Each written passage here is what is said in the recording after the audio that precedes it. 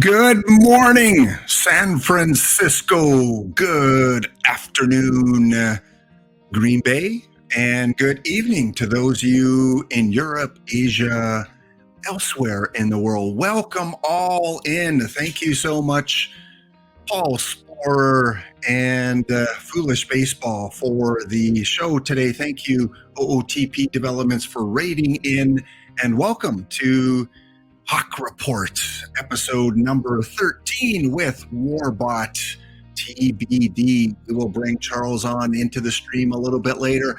How is your Thursday going? Yes, what a wonderful day for the first day in a week. We haven't had rain. So although Alberta really needs the rain, 6 days of straight rain is a little bit too much. So welcome all in, guys. Excited to go through today's cards, go through some baseball trivia, test you guys. What do you guys know about baseball past? Win some packs? Well, we'll get some packs on the line too. I am Laptop Hound. If you are new to the stream, welcome all in. I stream Mondays, Tuesdays, and Thursdays. A lot of different things going on. Got my Babe in the Matrix series on Tuesday, and Babe had his best season yet playing in Cleveland. Yeah, he had his highest home run totals, highest RBI totals, hit totals. He had a great week in Cleveland on Tuesday, and he's going to Colorado next week, where I think maybe his stats might even be better. So the Babe in the Matrix, where I take Babe Ruth from 1927, one of the best years of his career, and I plant him in every Major League Baseball team in the 2023 environment to see how he performs. And like I said, every Tuesday, come check it out at around 1 p.m. Eastern Standard Time. Quick little update, as I always do, with the fires, because I know some of you in the U.S., some of you in Eastern Canada are still getting some smoke from some of the Canadian fires. In Alberta, we're down to 74 wildfires right now. The rain has really helped with those wildfire situations. And again, I'm kind of in that Edmonton region, so most of the fires are off to the northwest. And across Canada, it is Quebec. Quebec is the area that's kind of, no pun intended, kind of the hot spot right now in terms of fire activity. A lot of them burning off in Quebec. Alberta, BC, we've got some kind of in northeastern part of British Columbia, but Alberta, fortunately, the fires that we do have aren't as severe as they were a week, 2 weeks, a month ago. In terms of smoke, yeah, you're still going to get some smoke if you're in the northeastern or central part of the United States. And if you're down in that Indianapolis, Detroit, Chicago, maybe Cincinnati area, you might get a little bit of smoke, but most of it seems to be pretty good in terms of heading off to the north or heading off to the east. So thankfully, again, we are in a much better fire situation than we were a few weeks ago. And again, as I mentioned earlier, yes, you will have a chance to win some packs. We have packs galore today on the HAWC Report. Charles and I will be giving 5 away at the end in a random draw. Plus, we have a couple trivia winners. We have our bounty, all that coming up soon. So yes, trivia time will be about halfway through the show, where we'll test you on some baseball history with a theme for today's trivia contest. If you stumbled across this, you were somehow watching something else on Twitch. Maybe you were watching, I don't know, NHL 23, and you were saying, hey, what other sports games are being streamed right now on Twitch? Well, you have come to the right place. The best simulation baseball game on the market is OOTP Baseball. Go check it out. There is the website. Anything you need to access is right from that link right there. If you want to play OOTP at a simulation level and replay any year in baseball history, you want to create players, you want to make a fictional league, you want to put your grandpa, in a team in 1943, you can do that with OOTP Baseball, and you can even play it on your tablet. You can play Perfect Team, where you draft players or you use cards from packs that you open. You can download OOTP Go for free on the Google Play Store, on the Apple Store. So many ways to access this wonderful game. And again, it's running about $40 American if you want to purchase the desktop on Steam, on Apple, on the Mac, on PC. You can get the game right from the Fast Spring store. Let me put that there as well. So yeah, go check out OOTP Baseball. I'm going to warn you. I am going to warn you. If you start getting involved in the base game or in Perfect Team, it just might be a little bit addicting. Just might be a little bit addicting, and you might find yourself playing a lot of baseball over the next little while. Thanks again to Paul Sporer for filling in for DishNet today. Wonderful job, Mr. Sporer, on presenting the new cards. And yeah, interesting set. Again, tied to the Foolish Baseball YouTube site. Dish will be back next Thursday. So Dish is on a little bit of a work holiday right now overseas, and he will be back on the 29th for the next This Week in Perfect Team. And then his next showdown will be next Friday. So he will not be on tomorrow for the showdown. I don't know if any of the other affiliates will be streaming it. I know Tezuiji did one week. Attica Online did last week. So you may have a guest affiliate from their own channel. And then he'll be back for the next World Series a week from Sunday. So no Dish for the next little while. He is off having some fun with another venture. And again, thank you to Foolish Baseball for coming on and giving us some unique cards, some unique stories. There is the Foolish Baseball YouTube site that you can click on and check out some of these videos. I have to admit, I haven't seen any yet, but definitely there are a couple that intrigue me. As a Canadian baseball fan, going to look for some Canadian content baseball players. And because the cards came out today, Chris Davis, we had Lucas come out. So yeah, definitely going to check some of those videos out. So congratulations, Foolish Baseball, on your successful YouTube channel and for helping create the set today. All right, without further ado, let's bring on the co-host for the HAWC Report, all the way from Copenhagen, Denmark. Charles is back. How you doing this fine Thursday? I guess evening for you. Yeah, actually, well, still light here for another 3 hours. We get long days in the summer, but yeah, thanks for having me. Not bad. By the way, I think there's going to be no Warbot stream tomorrow, or at least we're going to reschedule it because of a long, proud Danish tradition where we go burn a witch tomorrow night. So, are you actually participating in a go burn a witch tradition in Denmark? I know you guys have weird traditions. Everybody does. Well, mostly watching. You know, usually it's an excuse for like the mayor to go make a speech and all that. But well, I'm glad you're not crashing any graduation party pub crawls, because apparently you've told us that happens too. So pub crawls for grads, burning a witch, listening to a mayor speech. Oh, it sounds riveting that you have there in Denmark, but I'm sure they make a good time of it. If you're unaware, if you're first time to the HAWC Report, Charles, yes, is an American coming from working in Denmark. Do you have dual citizenship or still just American?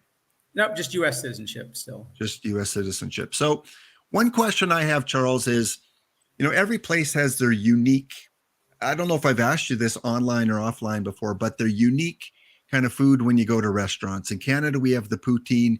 In America, you have the hot dogs. What is it in Denmark?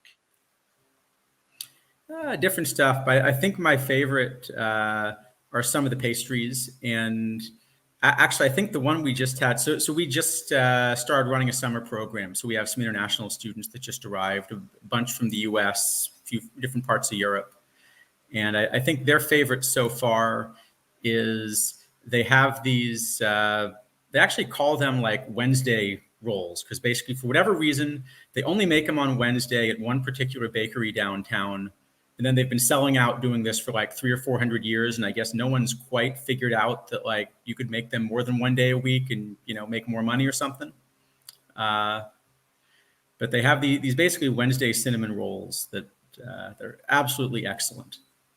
Cinnamon rolls. Oh, do they put the cream cheese on top? Because us Canadians like the cream cheese on top of our cinnamon buns. Yeah, I think they do either like a frosting or a sugar. And apparently, actually, they're banned outside of Denmark. Oh, So, the EU has its own rules, well, and apparently, apparently there's, actually, I don't know, maybe someone in chat would know.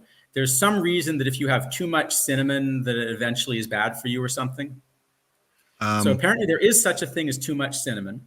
Uh, and Charles, these, I got to interrupt you for a sec.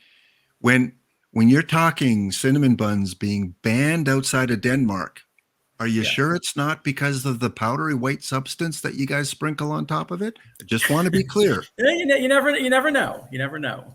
Okay, Uh, because I don't know what goes on. I know what goes on in Amsterdam sometime, but I don't know what goes on in Denmark. So if there's something we can't talk about, we can talk off stream. yeah. No. I think this is. So apparently there's some medical research showing that like there's a limit to how much cinnamon you should put on a cinnamon bun or something. And Wow. so the EU actually, for I think health reasons, essentially said like you're not allowed to do this. And Denmark said, well, this is, a proud Danish tradition. And so the compromise is that you can make the cinnamon buns in Denmark, but apparently you can't export them. Oh, D. Dempsey was talking about EU is anti-trans fat, and GT Sundown, another fellow Canadian, was saying, well, have you tried having a whole teaspoon of cinnamon? Probably can, I don't know, burn your mouth or something. I don't know. So maybe it is. Yeah, maybe it is If you Google art, I'm finding like there's an article from the Atlantic that just says, the EU says that Danish cinnamon rolls are dangerously cinnamony. I didn't know cinnamony was a word, but apparently, Oh boy, things you learn on a Twitch stream, folks. Glad you came over from OOTP. The EU says cinnamon buns are dangerously cinnamony. There you they go. do. But apparently we classified it as like a traditional Danish food, which allows you to protect some of this stuff that otherwise would, be on the wrong side of the regulations. So in Denmark, you can still have the good stuff. And maybe you can pronounce this for me. I'm taking it as this is Copenhagen's big university, Copenhagen's Universitet.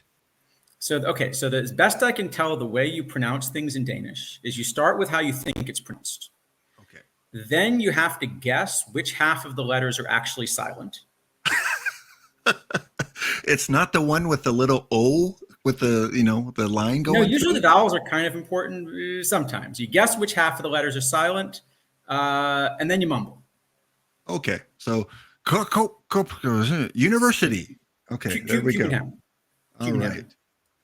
And is this where you're currently working at the university, or do you work outside a university environment? I work at a different building. Actually, there's a whole messy story behind it. So I work at this new Niels Bohr building where, we've been trying to build it for about a decade. And the first thing they did was essentially, hire some construction company. You get like the lowest bidder, whatever you do. And this construction company actually went bankrupt over the course of building it.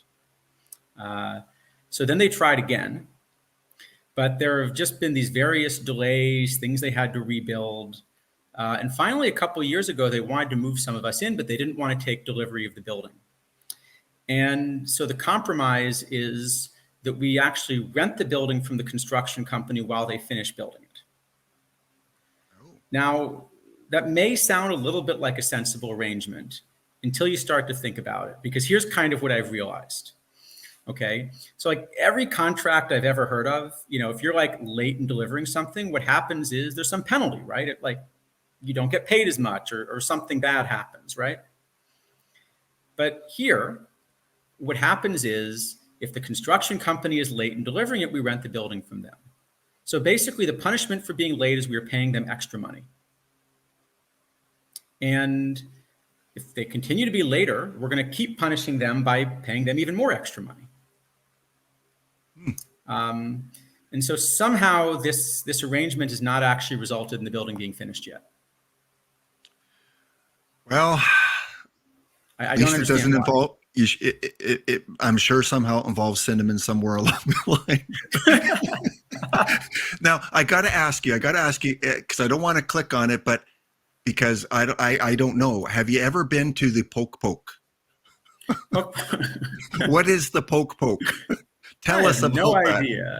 But I'm guessing that's poke, like the poke bowls or something. Okay. All right. There we So go. I'm guessing Okay. that's like a Hawaiian thing, not a Woo! Danish thing. Woo! Yeah. I didn't know if it was going to be, something to do with Pikachu or something that we can't talk about on this channel, but glad to know that it is a cultural cuisine. Speaking of cuisine, I know you guys have American restaurants. You have McDonald's there. I know McDonald's across the world have different, items based on the culture of that area. Canada, we have poutine. I know in the States they had the McRib. Is there anything at the Danish McDonald's that would be unique? I wish I could tell you, but I'm going to admit I've actually never been there. You've never? Well, that's not a bad thing, Charles. That's not a bad thing. Okay. All right. Well, there's a little bit more Danish culture for you guys from the one, the only Charles. And in terms of, staying there, are you still, kind of planning on staying there for a few more years? I hope so. I mean, as an academic, you do tend to move around a lot. So really tough to predict, but I definitely like it here. Okay, good. Well, it is that time. One thing that we've done every once in a while, we've had a little bit of fun with the audience, and we've been involved in a couple bounty drafts. So we're going to get involved in another quick draft. So if you have your game loaded up, we are on Perfect Draft Quick, best of 5 out of 16. And it's the one that I just entered, but my game just crashed. So I can't tell you the ID number, but the Gym Unknown Blue Jays are in there. So if you click on and look at the teams that are in it, you want to join the one with the Gym Unknown Blue Jays. So and I feel like the way we've been drafting, these are like the easiest 5 packs any affiliate gives out. Oh yeah, I mean, hey, we are moving up. We went from knocked out first round to being knocked out the second round, and I have a feeling we're going to go far today. Just have the positive vibes, and I'm positive. I am positive we're losing in the first round. Well, yeah, we got some sharp competition out there. All right, I am in PB. Chad is saying the ID is 140. If that sounds right. 140, and it looks like it might be already full. So thank you guys for participating in this. Let me bring the screen up here, and Charles and I will go through our draft and see how bad we can beat this week. All right. So how are we doing it this week? I think last week we alternated. We'll do one more alternation because it was our best week so far. So we'll alternate. Let's do it. But we'll let you go first this time. You'll get to pick the perfect card. I'm going first. All right, so let me present Most this importantly, here. we got to decide who we want, And if you're in, make sure you declare in the chat so that I know that you legit qualify for the packs, because I want to give the packs to someone that is actually watching the stream. So for instance, I'm putting in that I am in and I am the Jays. So if you got in somehow, make sure you declare it in the chat. Let me move this light that seems to be saturated. I'll be back in 1 sec. Going for a cinnamon bun, yeah, aren't you, Charles? You're heading for that. Might have had to go grab a cinnamon bun. No, but I just noticed there was this like glowing, thing over the back of my head where, All right. Well, we got Route 66 in. We've got MK Sen. We've got Dag Lord. IBDB is saying, let's go to Ezra Denny. So Ezra must be in. Brydav is in with the whips. And let us know who your perfect card is, because these are your choices, Charles. You get to pick the perfect. Oh, I got to pick this one. All right. Well, let's see here. So, as a Sox guy, got to be a big Mookie fan. Weeks isn't bad because it's always hard to find a second baseman. On the other hand, Mookie's is a Sox card, and that is tough. Yeah. What do you think? We go with the Sox card, or do we go with, I guess Weeks is probably the better pick here. Hey, it's all on you. This one, I see a lot of blue on this card. All right. We'll go with Weeks. We'll go with Weeks. With Weeks, okay. Let's do it. And I'm seeing some good first round picks, better than what we had as a choice. So Cristobal, we've had Satchel I see a Bullet Page. Joe in there. Yeah, that Bullet Joe is kind of a scary card to be up against. Yes, absolutely. And remember, 5 packs will go to whichever team knocks us out. So if you win the tournament, great. You'll get those regular OOTP tournament packs, but only packs to the team that happens to knock us out. And so whoever if draws no us one, in the first round, you're getting 5 packs. exactly, or second round or third round. Come on, that's not positive.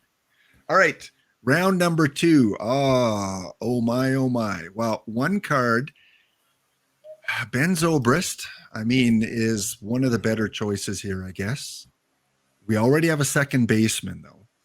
You could play him in right or something, yeah. though, if you want to play him. Dizzy Dean, not a big fan of the pitcher BABIP on this one. And Edgar, another solid choice. Splitty, though. Weird kind of split. He'd have to be probably our DH. And Orlando Hudson. That was funny because I think that was the only year in his career that he was splitting. Well, hey, that's unique. Give us a year of a card that has a profile like this. Well, my inclination is to go Ben Zobrist. I'll kind of check with you. Okay, we'll go Ben. I think as we decided last time, the more second baseman we draft, the better. Isn't that what we sort of figured out? That was third baseman. It was third base. We had Gunner, we had Jim Tomei, we had I don't know who, Jimmy Fox, maybe. I don't know who else we had, but all right, we're going to go with Zobrist in left for now. You're up. Let's see. I mean, Dolph Camilli is a decent enough option. I'm thinking maybe we should just go with the pitchers. Should we go with Brendan Pfaadt? What do you think? That's the one that jumped out to me. So, I mean, yeah, it's not a great solid pitcher. I mean, 77 stamina is the one weakness, but you know, you can't have everything in a diamond, and you kind of got everything else. I think let's do it. Okay. I think I'd rather have him as my number kind of 3 guy, but there's some good gold pitchers that we might get. So he might move down in the order, not necessarily our starter. All right. Well, I'm going to go Jim Tomei, third baseman. And you said can't have too many third basemen. Well, and we don't have any technically yet. So there we go. Jim Tomei. And after picking Jim Tomei, we probably still don't. That's true. Last week we had everyone that could play third, and now we have wannabes that, well, we got Dewey, but I'm kind of, my eye went right to Vern Steffens for our shortstop. Defense, can hit the ball, got some power, decent eye. I mean, the range at 87's above average. Not a great round, so. Yeah. Kenny Lofton in center if we want to go for our center fielder. I think Vern Steffens. What do you think? Sure, Steffens and Tomei. Okay. Just remember, we need 2 catchers. I always forget about the catchers. We do need 2 catchers, or we get to teach everyone how to run without 2 catchers. All right. Before you mention anything here, I know which 2 people I would take. They jumped out right away. Let's see if they match up. All right. Well, you said you want a catcher. I think that Tettleton is going to be a pretty good catcher option. I'm pretty happy with Tettleton. You know, catcher ability is at least okay, but I mean, it's a big bat, and you know how we feel about big bats. I know you like the big bats. You mentioned that last week a few times. Yep. Let's grab that big bat. As for the other, so I think it's probably Robin Roberts. It's just I really wish we could get the Silver Roberts instead, you know? And that's the thing. When you draft, if you get into the gold choice, they won't offer you the silver choice because you can't have 2 of the exact same players. Yeah, I'm thinking Roberts. What are you thinking? Like Wilson Moore would be good if he had more stamina, but he really has to be a reliever. Charles, you picked the exact same 2 guys I would have taken. So all right. Right on. Right on. High five for the high five there. There we go. Virtual high five. Okay. So let's go on to the next round here and our final gold round. We need some outfielders, some more pitchers would help. There's the Ricky Henderson card. Still waiting on that, meta Ricky. I just hope it's not an LE. I hope it's something we can all have access to. Barry Latman as a pitcher. I don't mind. He's not going to give up many home runs. BABIP is main thing is he's got 37 stamina, so he's probably a reliever if we decide to pick him. Good point. And I really do like this Lady Baldwin. He's going to be one of my choices. We do need some more pitching, so that's one. I remember looking him up actually, and apparently the lady was a nickname that people gave him, like basically to make fun of the fact that he like didn't smoke and didn't drink and like kept himself in shape as an athlete. Kind of like Garrick, right? Garrick was pretty squeaky clean too. Didn't really participate in a lot of the off-field activities. And then you got Babe that was completely the opposite, and and they didn't get along. Well, there were times they didn't get along. Apparently, there's stories, between Babe Ruth and Lou's wife that when on a train, in Europe when they were doing this European tour, that not that they had an affair or anything, but that Lou's wife really liked Babe and hanging around with Babe. So. More fun than Lou is what you're saying. Yeah, I think so. Yeah. And like I said, two different completely personalities. Well, I'm thinking, let's take a look at this Porter Moss card. No, not really a reliever. I'm thinking we either go Lapman for the bullpen or we go Ricky Henderson with that eye and stealing ability. Yeah. What do you think? I don't know. I think Ricky wants to play. Okay. As EBC would say, Ricky wants to play with his Ricky Henderson theme team. All right, here's our silver. I'm not sure we're doing great in this draft, but we'll see how we do. We are doing wonderful. We've got Mickey Tettleton. It's true. We do have at least one catcher. That's always a good start. Okay. Well, Terrace McDuffie is at least pretty good for a starter option. So I think it would be nicer if he didn't have those splits, but I guess the idea is usually, there's a reason he's a silver and not a gold, and so fair enough. The other's tough here. So Apodaca is an okay reliever. There's that Jackie. The main thing about that Jackie is he's so splitty. What are you more likely to see though in these drafts with the higher end pitchers that teams are going to draft? Are they going to draft more lefties or righties, or does it tend to be balanced? I think you see a little more righties than average usually, just because there are more right-handers in general. So then Jackie probably wouldn't be a good choice if we see more righties. Probably not ideal, yeah, which is too bad. I mean, we may be stuck doing it anyway. I guess the other option. All right.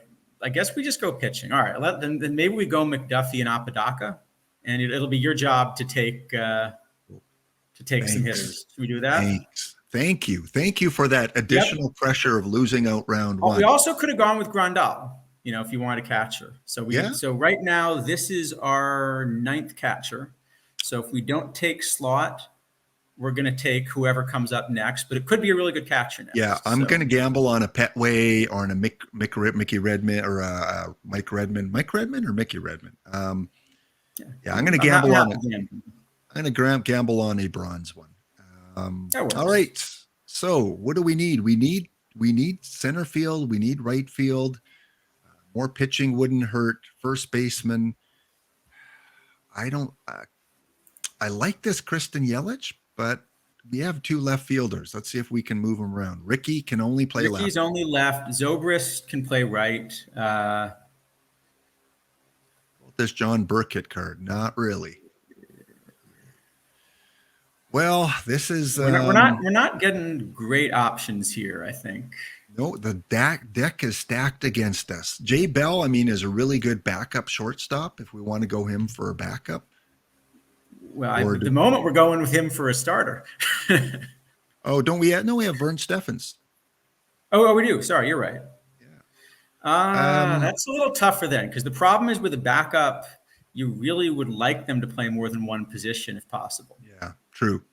All right. Well, I'm gonna. This one's for Tesuigi, fellow affiliate, and someone that make sure you tune in to Tesuigi on the weekend. He's got an announcement. We're going to do some collaborating and think you guys are going to enjoy what we have planned for you coming up in a week or so. So yeah, check him out on his Saturday stream. So this one's for Tesuiji if he's in the chat. We're going to take another picture. Not the greatest option, but decent enough. I think bullpen. Yeah, we don't have the greatest options this round. We don't. And we got the tough one. Let's go Southworth. Yeah, Southworth. I just don't like the guys with no eye because it's like Yeah, I know that's a Warbot thing. Okay, you've talked me out of it. That eye is too low. Don Slot. Do we take him now? Slots. Oh, actually, Slot has even less eye. Wow. Thank you, OOTP. Okay, let's go Ramos. Ramos. All right, that sounds good. All right, we'll just go. We'll just keep taking pitching and figure eventually the hitters have got to be hiding somewhere, right? Exactly. Yeah. All right, let's have some hitters here. Okay, well, Grady Sizemore is a really good option, actually. Let's start with that. Sizemore is really solid. Okay, and he like can that. Play, I'd really rather have him play a corner, but he technically can play center if we get stuck. So Sizemore for sure. And then we're still a little limited on pitching. Maybe we just go with Hamels. I mean that Cuckoo card at least has eye. He's also another corner outfielder. I was hoping we'd find, someone who could play center, but all right, I could be convinced either Hamels or Cuckoo.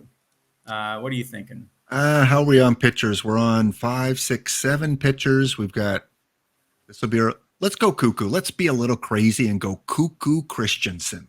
All right, he's got the right name for sure. Yeah. Crazy with Cuckoo. All right, we are on round 10 on the bronze cards. First off, this is our last catcher, so I think we got to take him, and got to take Joey Gallo. Oh yeah, got to take him. Like, hey, we actually had a pretty good round. I think that might be our best round yet.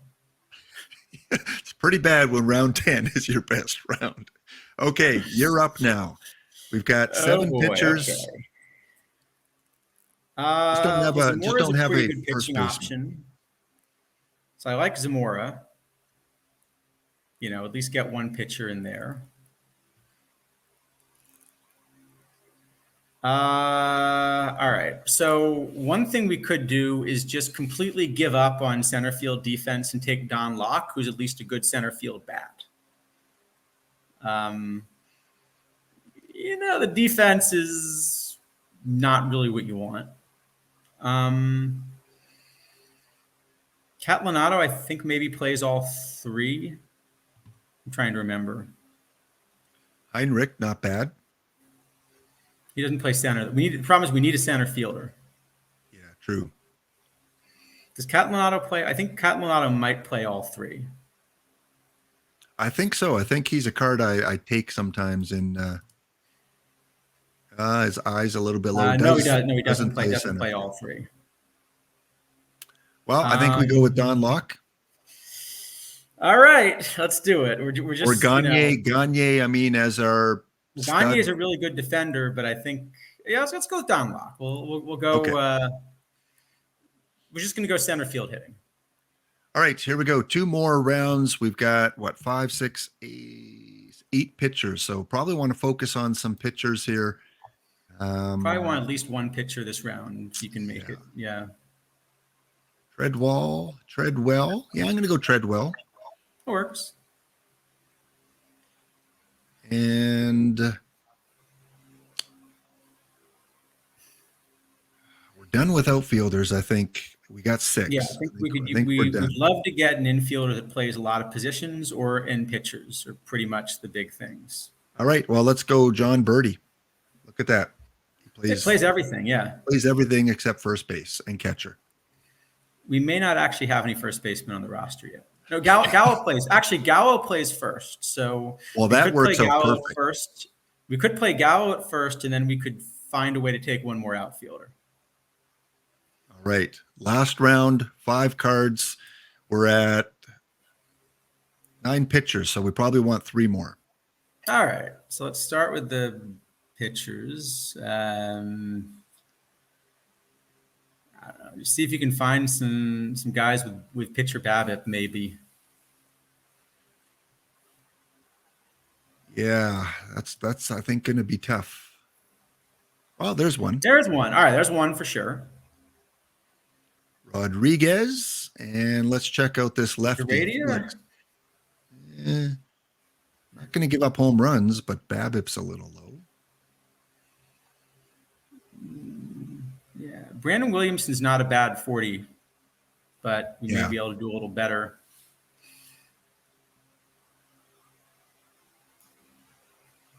I'm not super optimistic about the way this draft has ended up, I'm afraid. I don't know about you.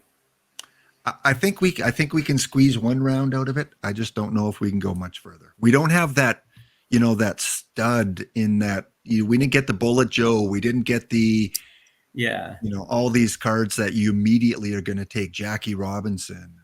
All right. Well, let's just, at this point they're all pretty similar. So let's go Brandon Williamson. Louis Gill look fine. Williamson's fine. Yeah. All right. And then I'm thinking Nick Allen just to get a good glove at second and short. So that's probably between that's enough to back up infield. How about Jose? Do we have a second player that plays first? Actually, you can do. So here's a good trick to know. If you go to your team, like at the top in the menu, you can actually go to set lineups. So under Blue Jays, go to lineups and depth charts, just like hit it auto set or something. And we can see, do we have 2 first basemen on the roster? Yep. Or have it set everything, but looks like we only have 1. But have just to check, you can have it ask bench coach for like all depth charts and lineups or something. Or that work, yeah. Birdie. Okay, so Birdie does play first if he needs to. So we're not required to take a first baseman, is what that says. Oh, I guess you got to re-click him, I guess. All right. So how about Eddie? Eddie does play first. Eddie, only first. If Birdie plays first, then I like your idea of Jose Azocar because he's at least a really good glove. And Nick Allen. Allen, at least get some gloves. Maybe we can at least prevent some runs. All right, we have our ad break coming off on here. We will set the lineup very quickly while the ads are on. We'll be back in 2 minutes' time. For those of you that are subscribing and don't have ads, you'll get some special coverage here of us setting our lineups as we try to avoid first round exits. So be back in 2 minutes. All right, we are on the break, but hey, let's do a quick. Let's set some lineups. So I think you can let it do it's probably not too bad, actually, what they did. Do we want to move Baldwin up above Fott? Or you like Fott? Fott should be pretty good. He just doesn't have a lot of stamina, but Fott should be pretty good. It's not bad. Maybe McDuffie's a little better than Hiroki, but I mean, the thing is, it's best of 5, right? So they're all 5 going to go anyway. Treadwell, we want as a stopper rather than closer? If you want, yeah. And then do we want to put middle relief on our setup guys or leave them as setup? I'm not sure it matters that much. The AI does its own bullpen thing.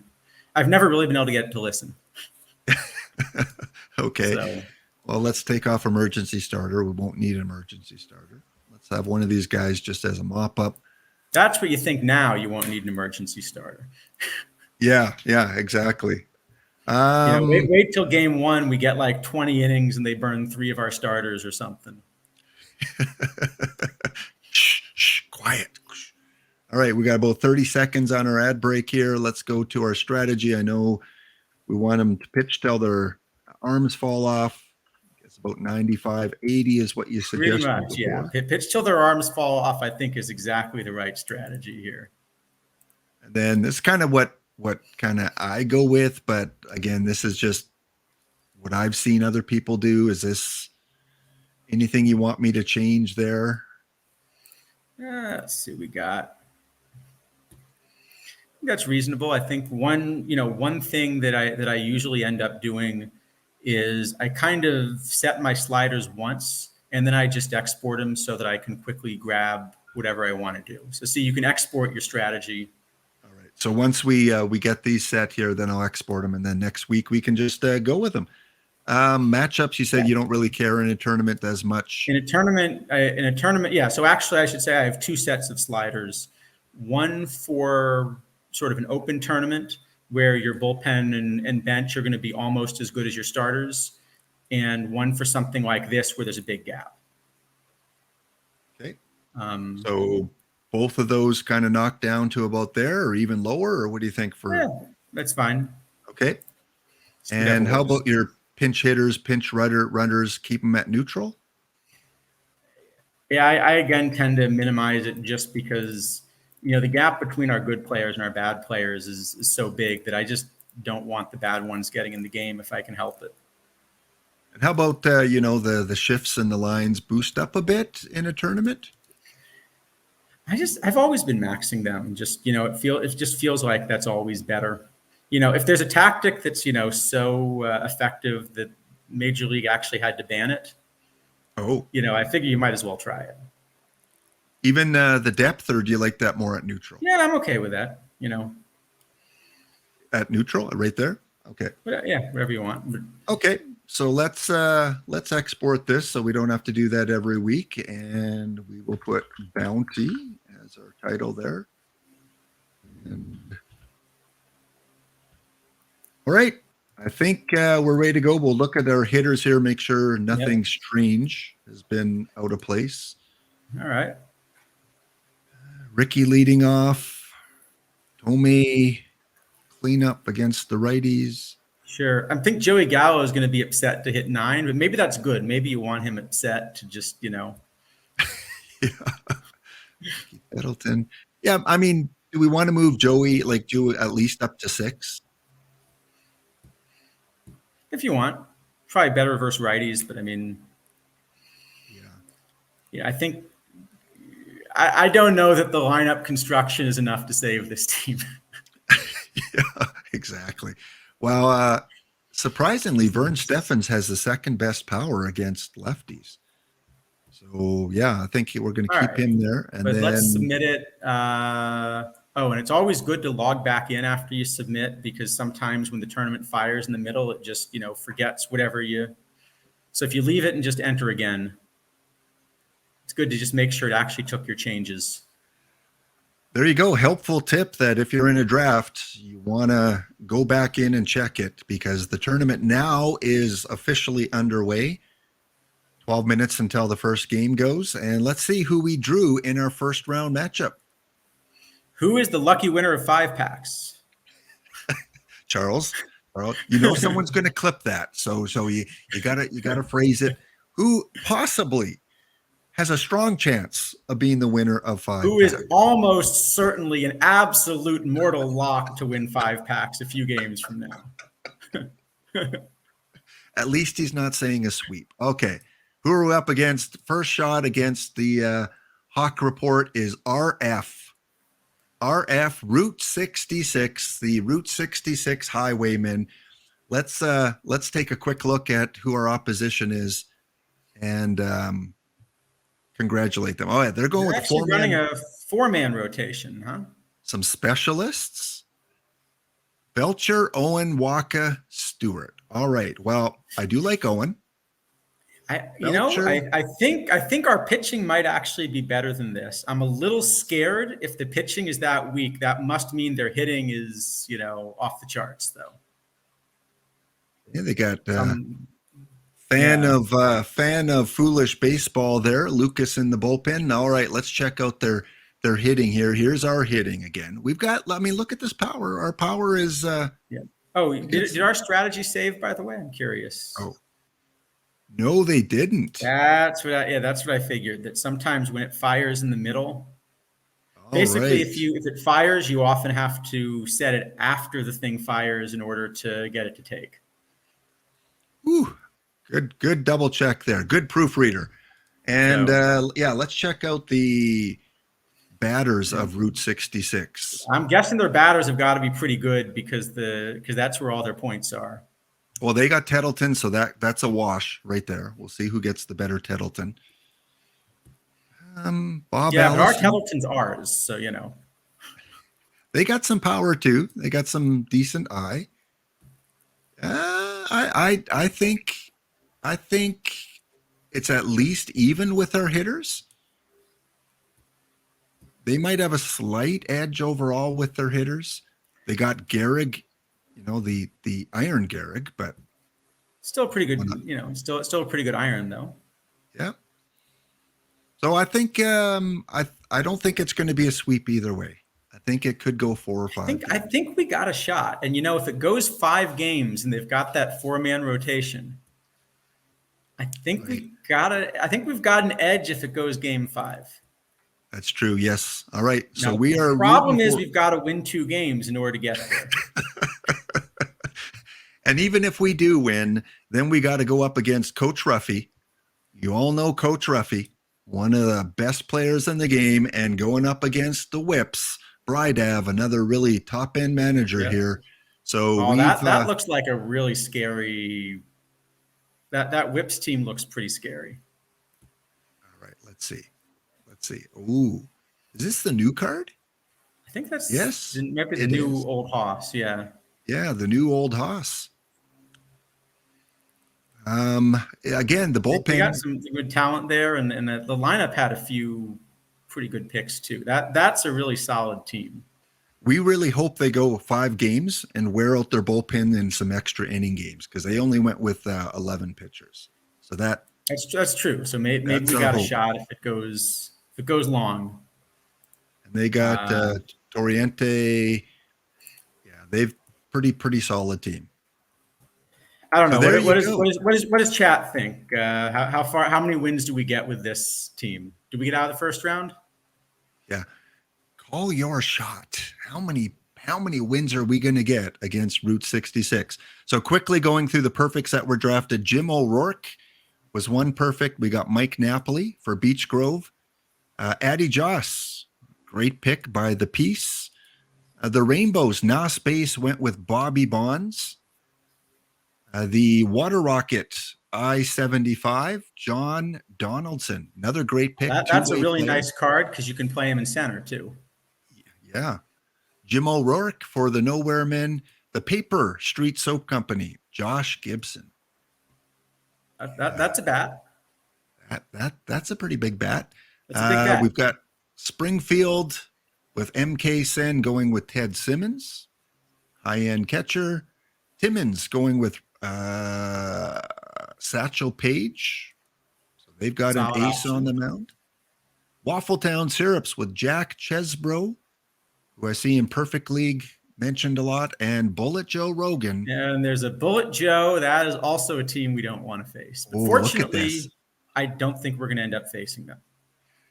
Just on quick glance, not really looking over the other teams too carefully, but this team here would be my team to beat. Let's look at this Washington Park Rangers. Look at this. Bullet Joe, Lemon, Jessup's a decent pitcher. Maybe the bottom of their bullpen, maybe a little bit weaker. But look at their lineup here. Vargas, Schneider, Tettleton, Allison, Colavito, Fox, Rogan, Jackie Robinson. That's a pretty good one. I'm thinking from what you showed me, maybe my pick was the Whips actually. Really? They looked pretty darn solid too. Okay. Well, because they got the big bats they got. We will check in a little bit later, and I guess that guarantees that they all lose in the first round, right? All right, let's go back to our regular screen and get on with our show here. Okay. Right there. All right. So again, welcome all in. Thank you guys for the follows today. Thanks for tuning in. Hope you're getting your drops, getting your packs, pulling something good. This is the Hound and Warbot with the HAWC Report as we have a little fun with a bounty tournament. There will be a trivia contest a little bit later for some packs and a 5-pack giveaway at the end of the stream. One thing that I always like to do is to help out those new to Perfect Team, new to OOTP, and give a few pointers for the beginner. so that you don't quit a week into it because you feel overwhelmed. Now, in the past, Charles has recommended a couple things that you can do if you're a beginner. One I want to shout out again is the baseball reference site, and using this to help compare different eras in any kind of tournaments you may be in. So if you're in a 1955 era, you can compare it to kind of a more modern era, and very easily you can see the home runs comparing the two, the RBIs, stolen bases. For instance, 2012, a lot more stolen bases than 1955. So maybe in a 1955 environment, don't go after all the speed guys because they didn't steal a lot back at that time. So a really handy tool, baseball reference, to compare for your tournament eras. Again, another really good affiliate to check out in terms of modeling and comparing cards and giving you the ins and outs is X4S. I always like to shout out X4S on this stream because very similar to Charles in terms of their in-depth analysis of the cards. They run their cards through modeling and come up with suggestions for you guys. So check out that stream if you get a chance. And in terms of our beginner tip, what we kind of want to look at is the gold tournaments. So let me go back to my regular screen with OOTP. How many of you in chat play the gold best of, what is it, a double elimination? Just a single, I think. Single elimination. How many of you play the DOD F3? This is probably one of the, in terms of spamming and trying to get packs, probably the best one, right, Charles, in terms of frequent turnover and entering? Yeah, they go quick. So you got to just keep entering them, I guess. So this is one that even if you make it to the finals, it's going to take 25, 30 minutes for the whole tournament to play out. It will go really quick. And so we want to kind of focus on this one a little bit. And Charles is going to give some advice on how you might be able to get a little bit of an edge. One thing, of course, is you need proper cards. So in terms of just cards themselves, without going through every specific one, what are you looking for in the gold tournaments for batters and for pitchers? So I think so first off, I think you're always looking for kind of the same things, which is high numbers. That part's easy. But I think the most important thing to keep in mind just at every level of the game is that everything that you do is a competition between pitcher and hitter. And so that means when you start asking, what is the best card? There's almost never an answer to that question because OOTP doesn't tend to make cards that are just better across the board than everything else in every situation. What they tend to do instead is they tend to make cards that are better in specific situations. And it's your job as the manager or the general manager to try to construct a roster that's going to hit good situations. So I think maybe a good example of what I mean is thinking about the gold. So maybe a good card to bring up as an example. I'm trying to find. Do you have, for example, a Curtis Granderson? No, I think is that a tournament card?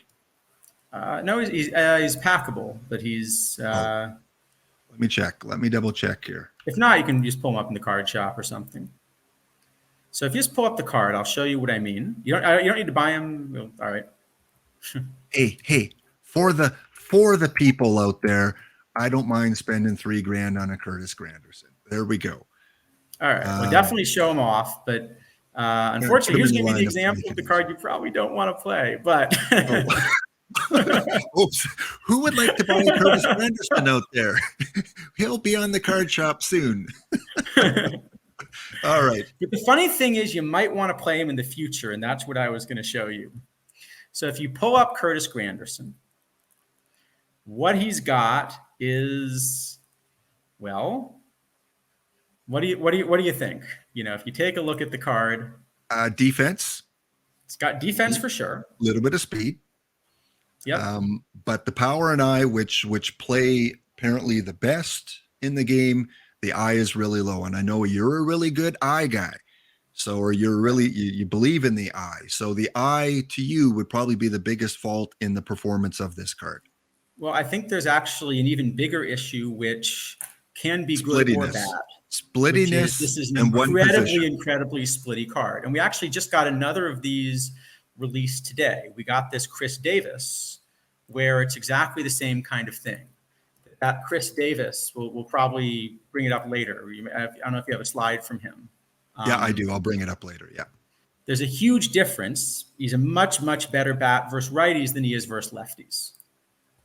Okay. So now I could ask, is that good? Well, surprisingly enough, the answer to that question is, it depends on whether you're facing righties or lefties. Oh, yes. So if it turns out that you face mostly righties, Curtis Granderson is going to be a really good bat. And, you know, it's actually not so bad that he has these big splits, because if he never faces a lefty anyway, what you're getting is you're getting a much better bat than you would for, you know, if he kind of had no split, right? Okay. You know, against righties, this is a much better bat.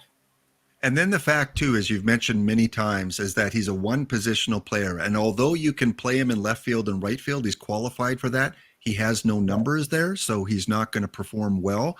So he's very splitty. You're going to use him only against righties, and he's a one positional player. Right. So therefore, probably not a card you want on your team. Well, the key question is, so the key question for is this card good comes down to, okay, how many righties are you going to face? And I think the key point with gold right now, is this a tournament you actually are in or not yet? No, I will enter one. This one is just about to get underway, but I believe is there one you played in the past that we can load just to show an example? If not, I can probably bring one up. Okay. Yeah. No, I can go into one. Sure. Just pick any of them that are finished. It doesn't matter, you know, but just any gold one you've got that's finished. And what I want to do, yeah, just pick one, and let's just look at the teams that you ended up facing. So, you know, normally what you expect if you just take like Major League Baseball is you're going to face a little bit over 2/3 righties. And so now, does it matter? Does it have to be, sorry, Charles, does it have to be the best, like the quick elimination, or can it be the best of 7? Does it matter? No, this is probably fine. So let's just look at some of the teams that you were up against. Maybe we can look at the team that won it or something like that. St. Kitts Sand Gnats. First time I've seen that team. Coach Ruffy. There we go. All right. Coach Ruffy. Good. So let's look at what Coach Ruffy's running and take a look at his starters. Okay. And let's take a look at his starters. Okay. And what you see is he's running 5 lefties. So if you play against Coach Ruffy, you're going to be facing pretty much nothing but lefties. Okay. Yep. And right now, this is the way it works in gold. Most of the best pitchers are in fact lefties. You know, pick another team that went deep and you'll probably find, let's look at, you know, their opponents. Hey, they're actually running a couple different lefties, but they're also running 5 lefties. Right. So well, there you go. So what that means is if you were in a normal situation where, you know, maybe 70% of the people that you're facing are righties, then Curtis Granderson would be a pretty good center fielder. Why? Because he absolutely clobbers righties. You know, and the other 30% of the time, maybe you put up with platooning him. But if you only want him to face righties, in this tournament, he literally should never play. Right. And just looking at the final 4, Coach Ruffy, we looked at the Locomotives running all lefties, the semifinal loser running all lefties, New Zealand Breaks, and I happened to finish in the semifinals here. So my Jim Unknown Blue Jays running all lefties. So there's 4 out of 4 teams. Lefties, yeah. Yep. Everyone's running lefties. So that Curtis Granderson card, although looks good against righties, probably not going to be too helpful. Excellent tip. Yeah. So as an example of a card where, you know, maybe a little bit of the opposite is true, you're going to see a lot of people in the outfield, for example, are running Joey Weimer. So if you look at Weimer, I don't know if you have one, or you could pull him up in the card shop. If not, I don't know if you have Weimer. I am. Okay, I'm buying them. I'm buying them. Okay. There's going to be a run on the card shop now if you say he's good, so I better get him now. No, this one was going to fit better. If you look at the card, what I was going to show you is if you look at the card, he's kind of the opposite. So you get good defense from him as well.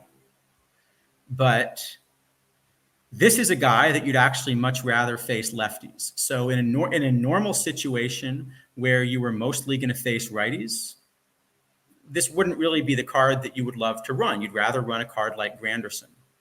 But if everybody's throwing nothing but lefties, the rating you care about is versus left, not overall.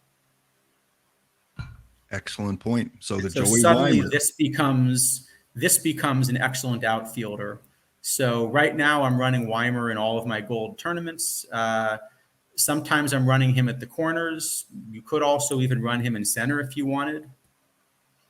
But as long as everyone's going to keep throwing lefties against me, what I care about is the versus left rating. And so I think what I wanted to show people is you can't just sort of look at the numbers on a card and ask, are the numbers big or small? You also have to think about who you're facing. And right now in OOTP, there are a lot of cards that are much better one way than the other. And sometimes it's not even obvious. So for example, Mike Schmidt, you think about him, he's like a big power hitting third baseman, right? And I see you've got him on the roster. And normally with a big right-handed power hitter, what I expect is that this is a card that's going to mash lefties and maybe be so-so against righties. But actually, Schmidt's even a little bit better against significantly better in power. Schmidt's actually better against righties than lefties. So he's still good enough against lefties that I'm running the card. But I might actually be even more excited about this card if there were a few more righties in. And so what it says is you have to check that if you're thinking right now about building a gold tournament roster, it's not the overall rating that you want to look at. It's actually the versus left rating, because that's almost all of what you're facing. And similarly, you go ahead. Yeah. I'm assuming it's like when you say look at the individual ratings, you're still looking power and eye. Power, I mean, kind of a little bit of everything, but power and eye are pretty important. Yeah. But you see how you can look at it and, versus left or something and versus right. So look for players right now in gold. Look for players that really are going to hit lefties. On the other hand, let's say you go from gold up to low diamond, even though it's only a very small gap from gold to low diamond in rating. And there are a lot of gold cards that are good enough to play up to 94 overall as well. But the extra pitchers that come in low diamond right now are a lot of these future legends that are right-handed, like that Brendan Fott that we just saw, Hunter Brown. There are several of these low diamonds that just came in, recently that are right-handed. And so the funny thing is that a card like Granderson, I think I would have zero interest in playing in gold right now because there are 5 lefties. But if you're kind of short on a build and you don't have a lot of good center field options, it's not completely crazy to play him in low diamond. Or another example is I see you have the Averill from the PTCS on that roster. Yeah. And that's a card that I am playing in low diamond. So if you pull him up. So you see the same really big splits we were talking about, right? So that's a card where I really want that card facing righties if at all possible. And so I'm playing Averill in some of my low diamond rosters, but I'm not playing him on my gold roster because there just aren't enough righties. And against lefties, I can find better gold options. But in a normal thing like low diamond, where there are a lot of righties, now this is a really interesting card. That's pretty cool. And one easy way is you can simply go to the card shop and you can filter it, sort it out by, power versus lefties or eye versus lefties, and kind of take a look at who those top cards are. You can set the max Yeah. value to 89. So we've got, a Matt Williams. When you open him up, he's got the power, but he doesn't have the eyes. You got to be careful. You want to make sure that you have a good power eye combination and I not like just that taking Kevin Mitchell, for example, is a card that you're a lot more interested in running versus lefties than righties. But with all the lefties, you're perfectly happy. I think DHing him. I think I'd be a little bit scared to try to stick him in left field, How but about the I'd be very Stanton? happy to DH him. How about the Stanton? Looks like a really decent card too to run both ways. Yeah, and Stanton also has just a little more defense. So you probably could stick Stanton in right field if you had to, whereas I think I'd be much more worried about trying to put Mitchell in the outfield. Okay. And a couple others we'll look at. A Fred Pfeffer, who again, not your ideal second baseman, but he's got the makeup of the card, as a hitter. Is this a card that you're going to prefer in those gold tournaments?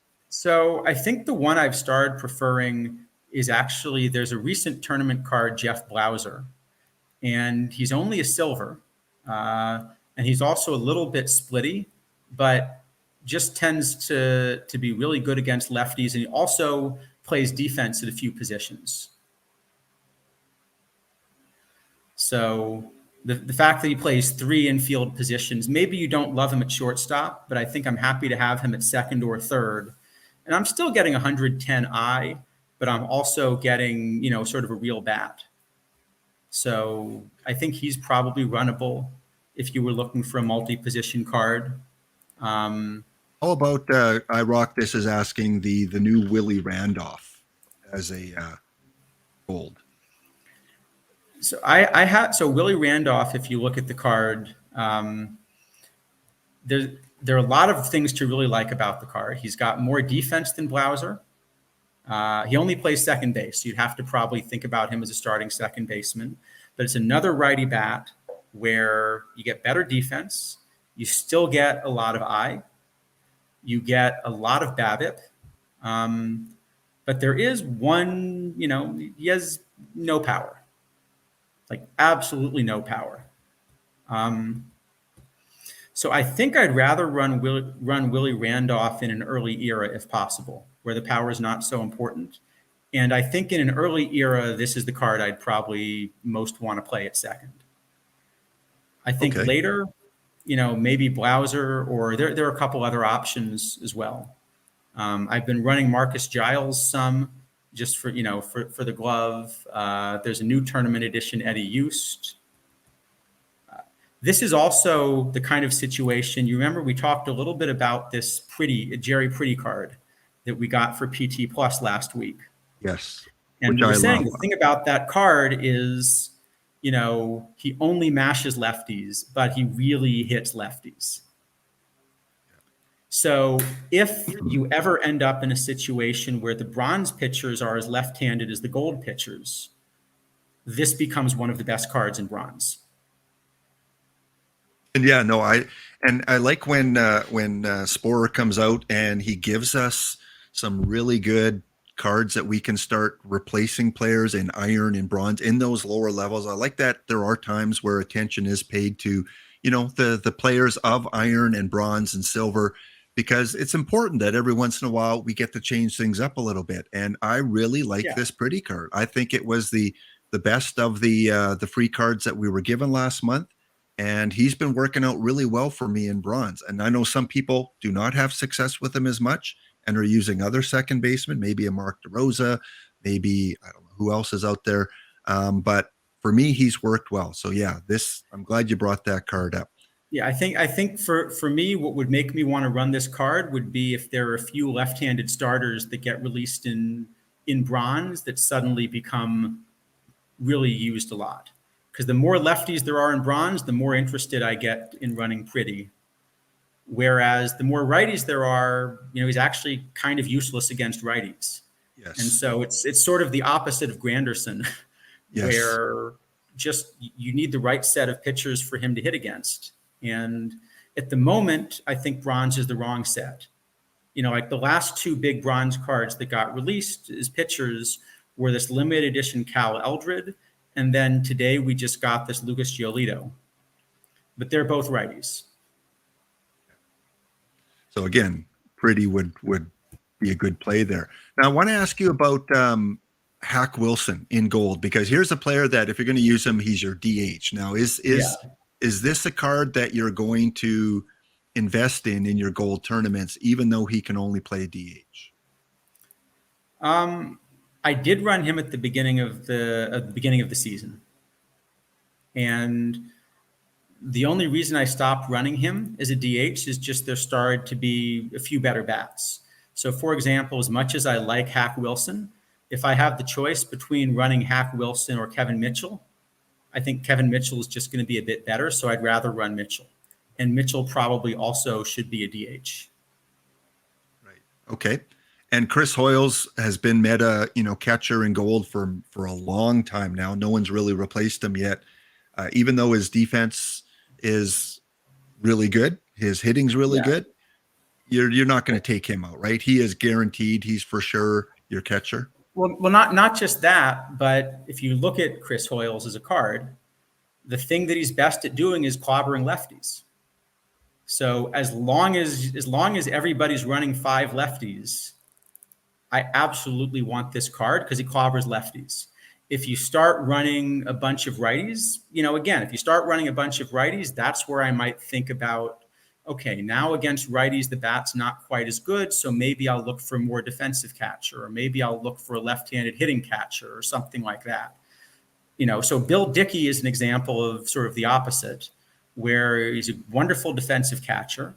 But the other thing that normally would be an advantage for Bill Dickey is that he's a left-handed hitter. But in this meta, it's actually a disadvantage. So I think if you were to put more righties in the game, I might start to prefer a card like Dickey a little bit over Hoyles. But as long as you're facing nothing but lefties, I think that's kind of the big lesson here is if they're going to throw nothing but lefties, the only rating you care about is versus left. And if they're going to throw nothing but righties, the only rating you care about is versus right. And so you want to pay attention to who you're facing, in the new meta. Is it off? I see you mentioned the new Mathis. Actually, the model I have, I think, says that you should, in fact, just start Mathis in gold. Everyone's typing in Mathis right now, and they're looking on the card shop. But look at this.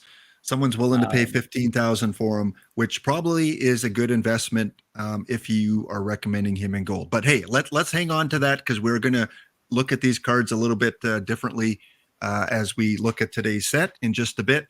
Any other suggestions about the gold tournament? Excellent advice. As we saw with this tournament here, the final 4 all ran 5 lefty starters.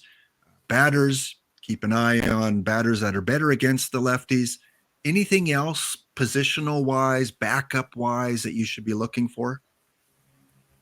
Well, I think it's the same thing as that. I mean, actually, so I guess there's one other funny thing, which is if people were only running 3 or 4 lefties. So usually when you think about a platoon, right? What's the idea of a platoon? It's essentially saying, well, sometimes I face righties, sometimes I face lefties.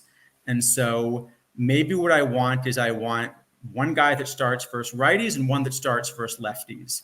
And if it works out well enough, they never even get tired because you just, face some of each.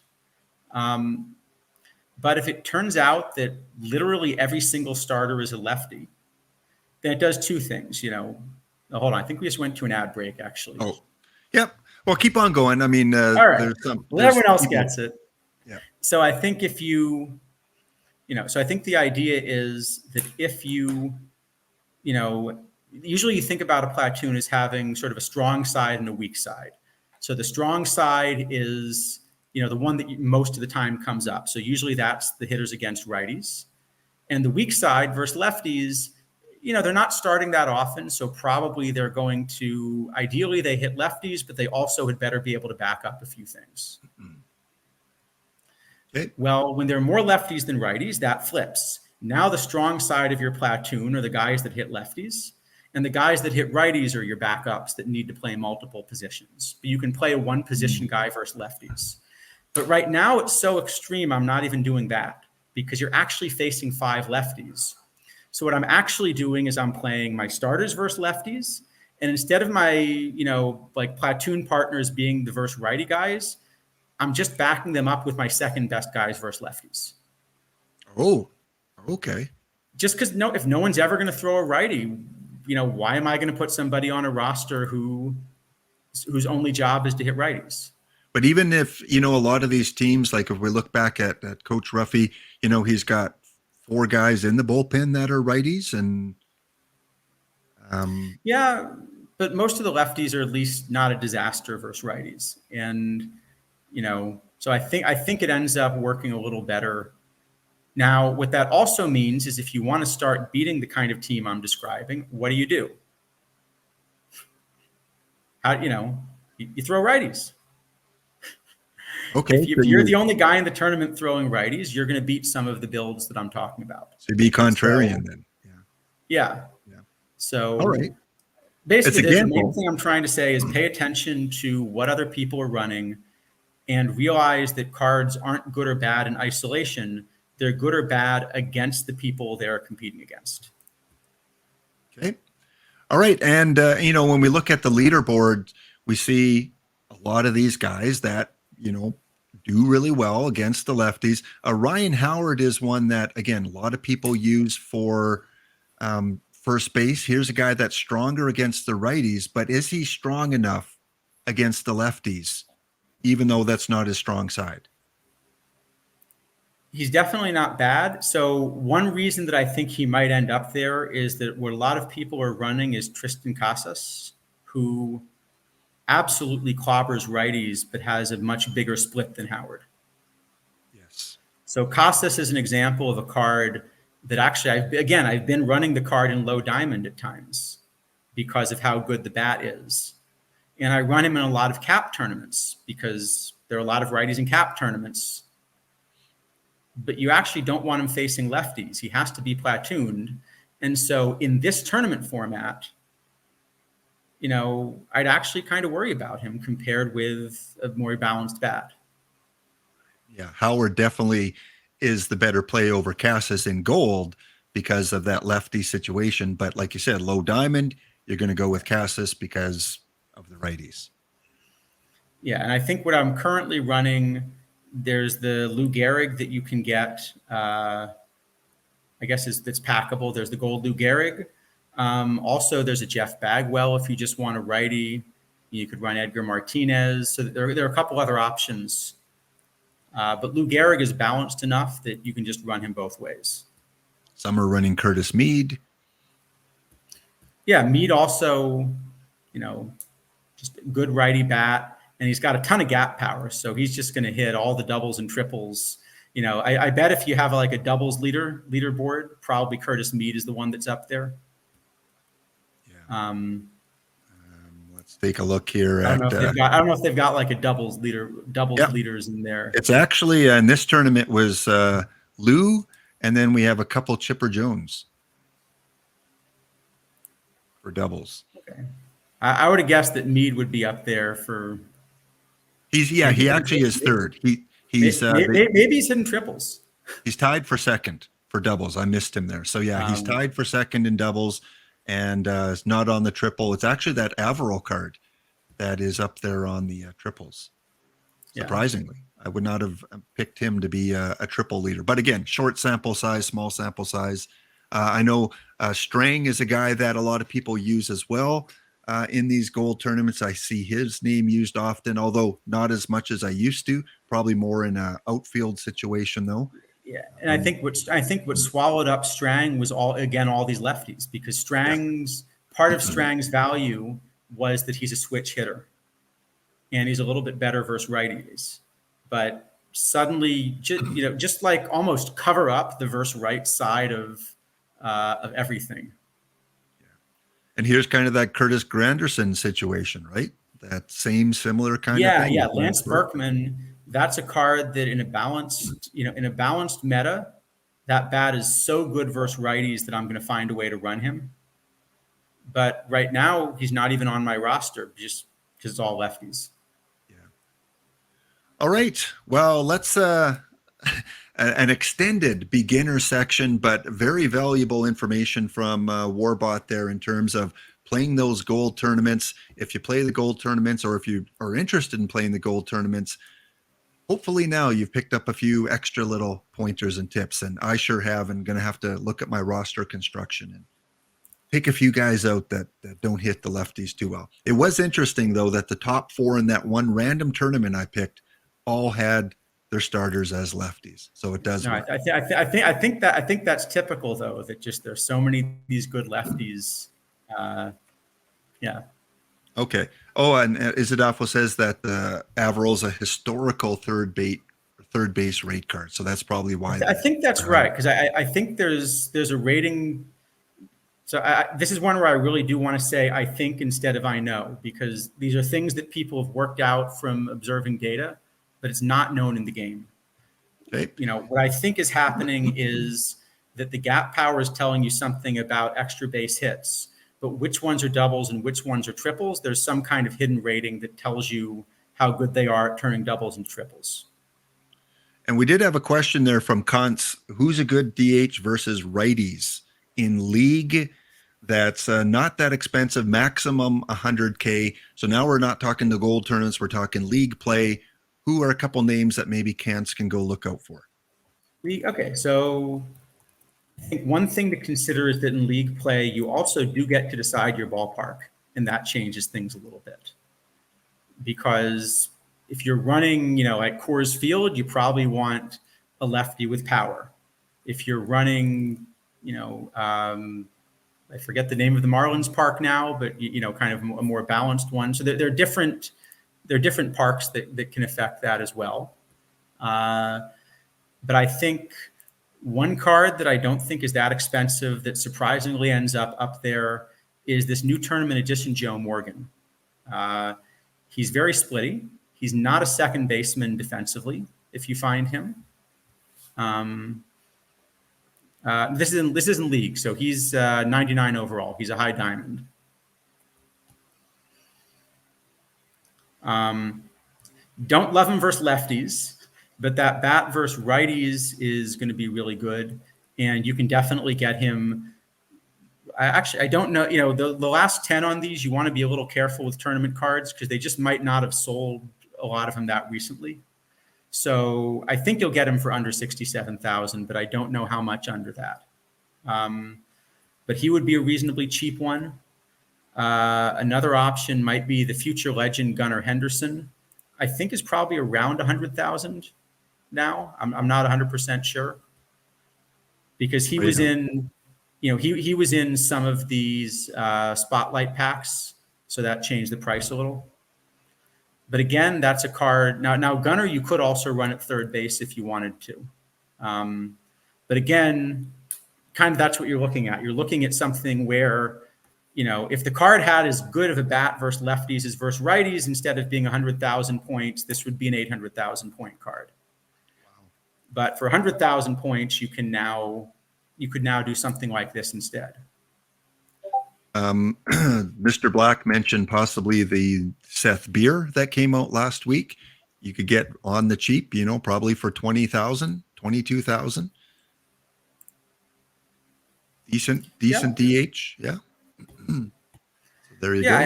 I think for if you're going cheaper, I think you could go with something like that. Or I see as Adafo mentioned James Wood.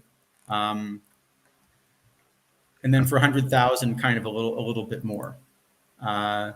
Ideally, you'd like to find a DH that you're at least willing to stick in the field as a backup if everybody's tired.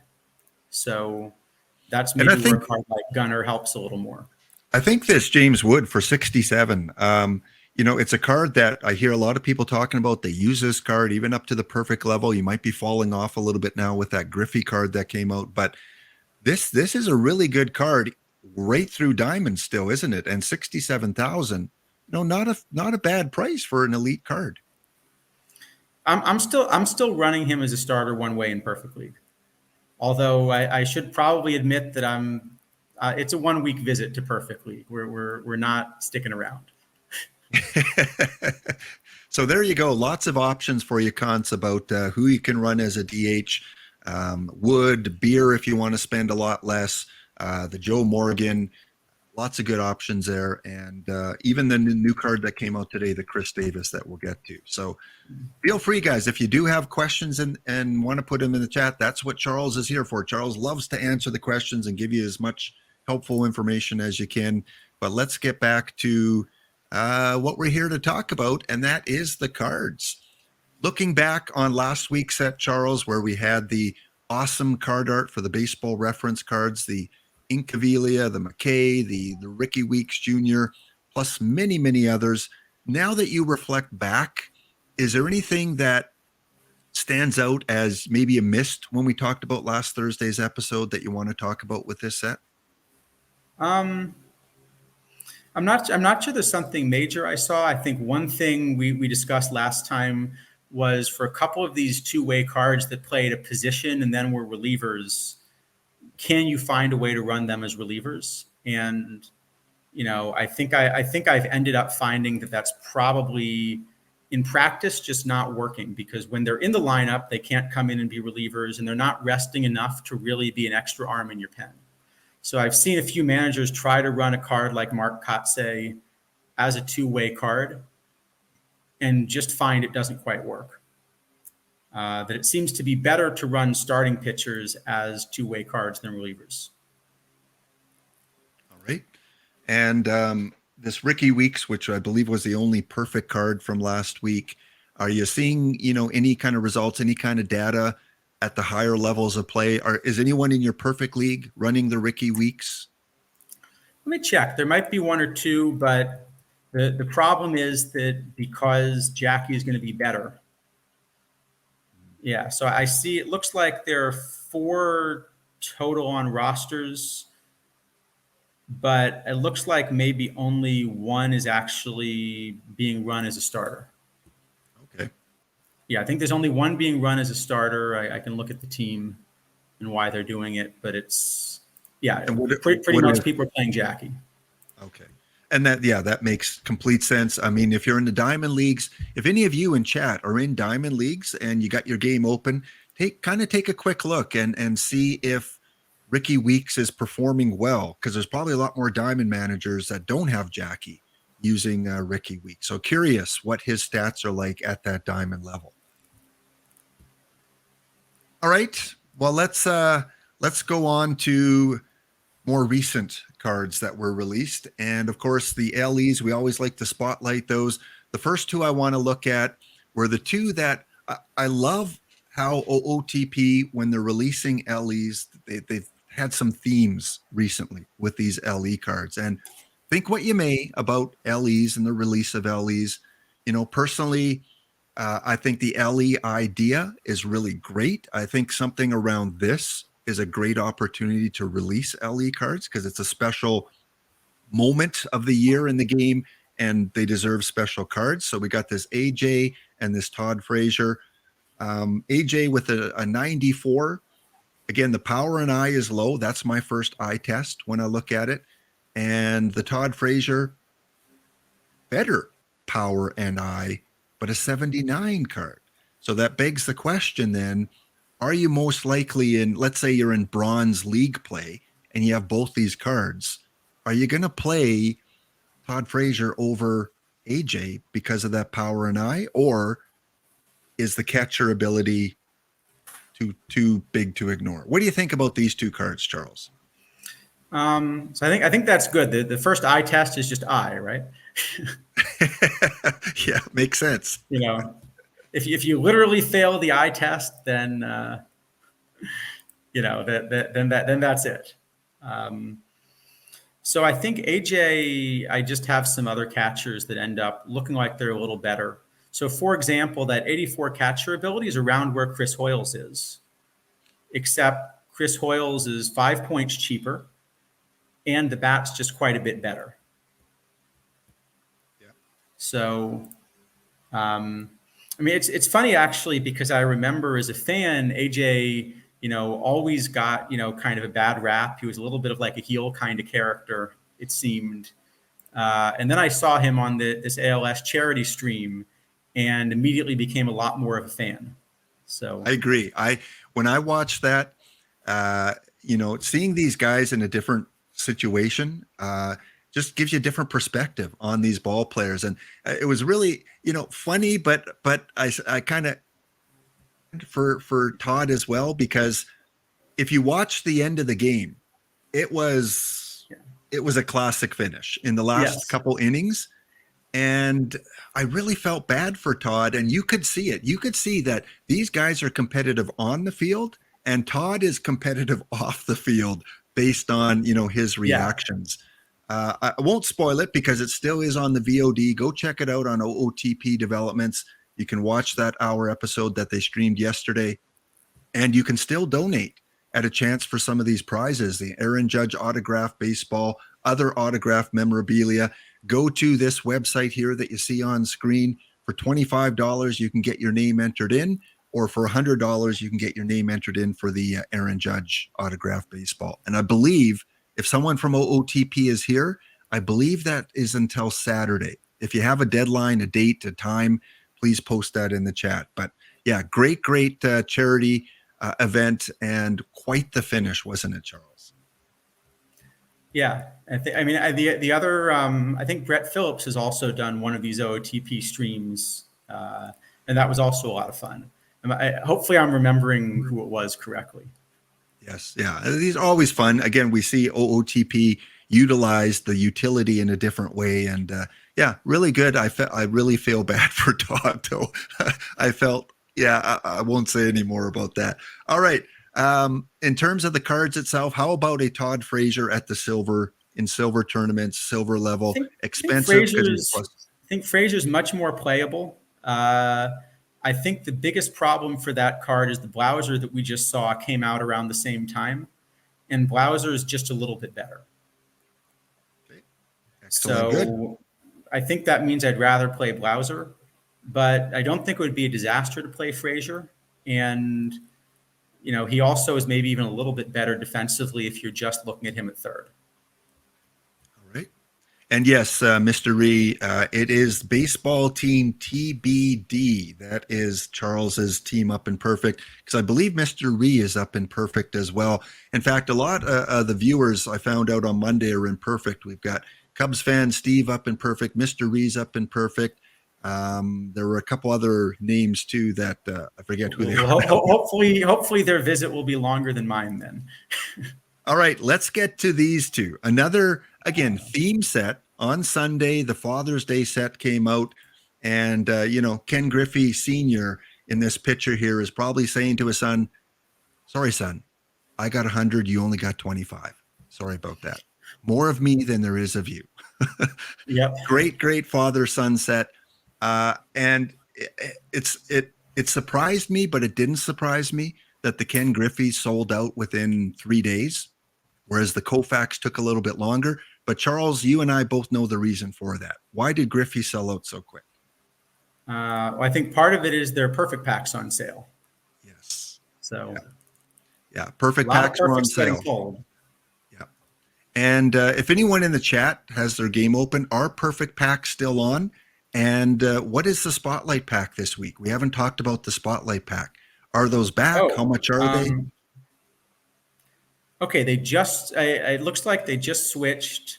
So perfect packs are no longer on sale, but I think they were this morning. So I don't know if they'll still be there after the Spotlight. It says it's 18,000 points, and it's one from Garrett Collection, Negro Leagues 2, Baseball Ref 1, or Foolish Baseball. Okay, so the chance at Lou is still a big drawing factor there. And at least it's just the Negro Leagues 2 now. It's not 1 and 2. So better chance of getting one of those cards. Baseball like reference. Bullet Joe, maybe. Yeah. And the price has come down a little bit from the last couple of weeks, 18,000. Yep. All right.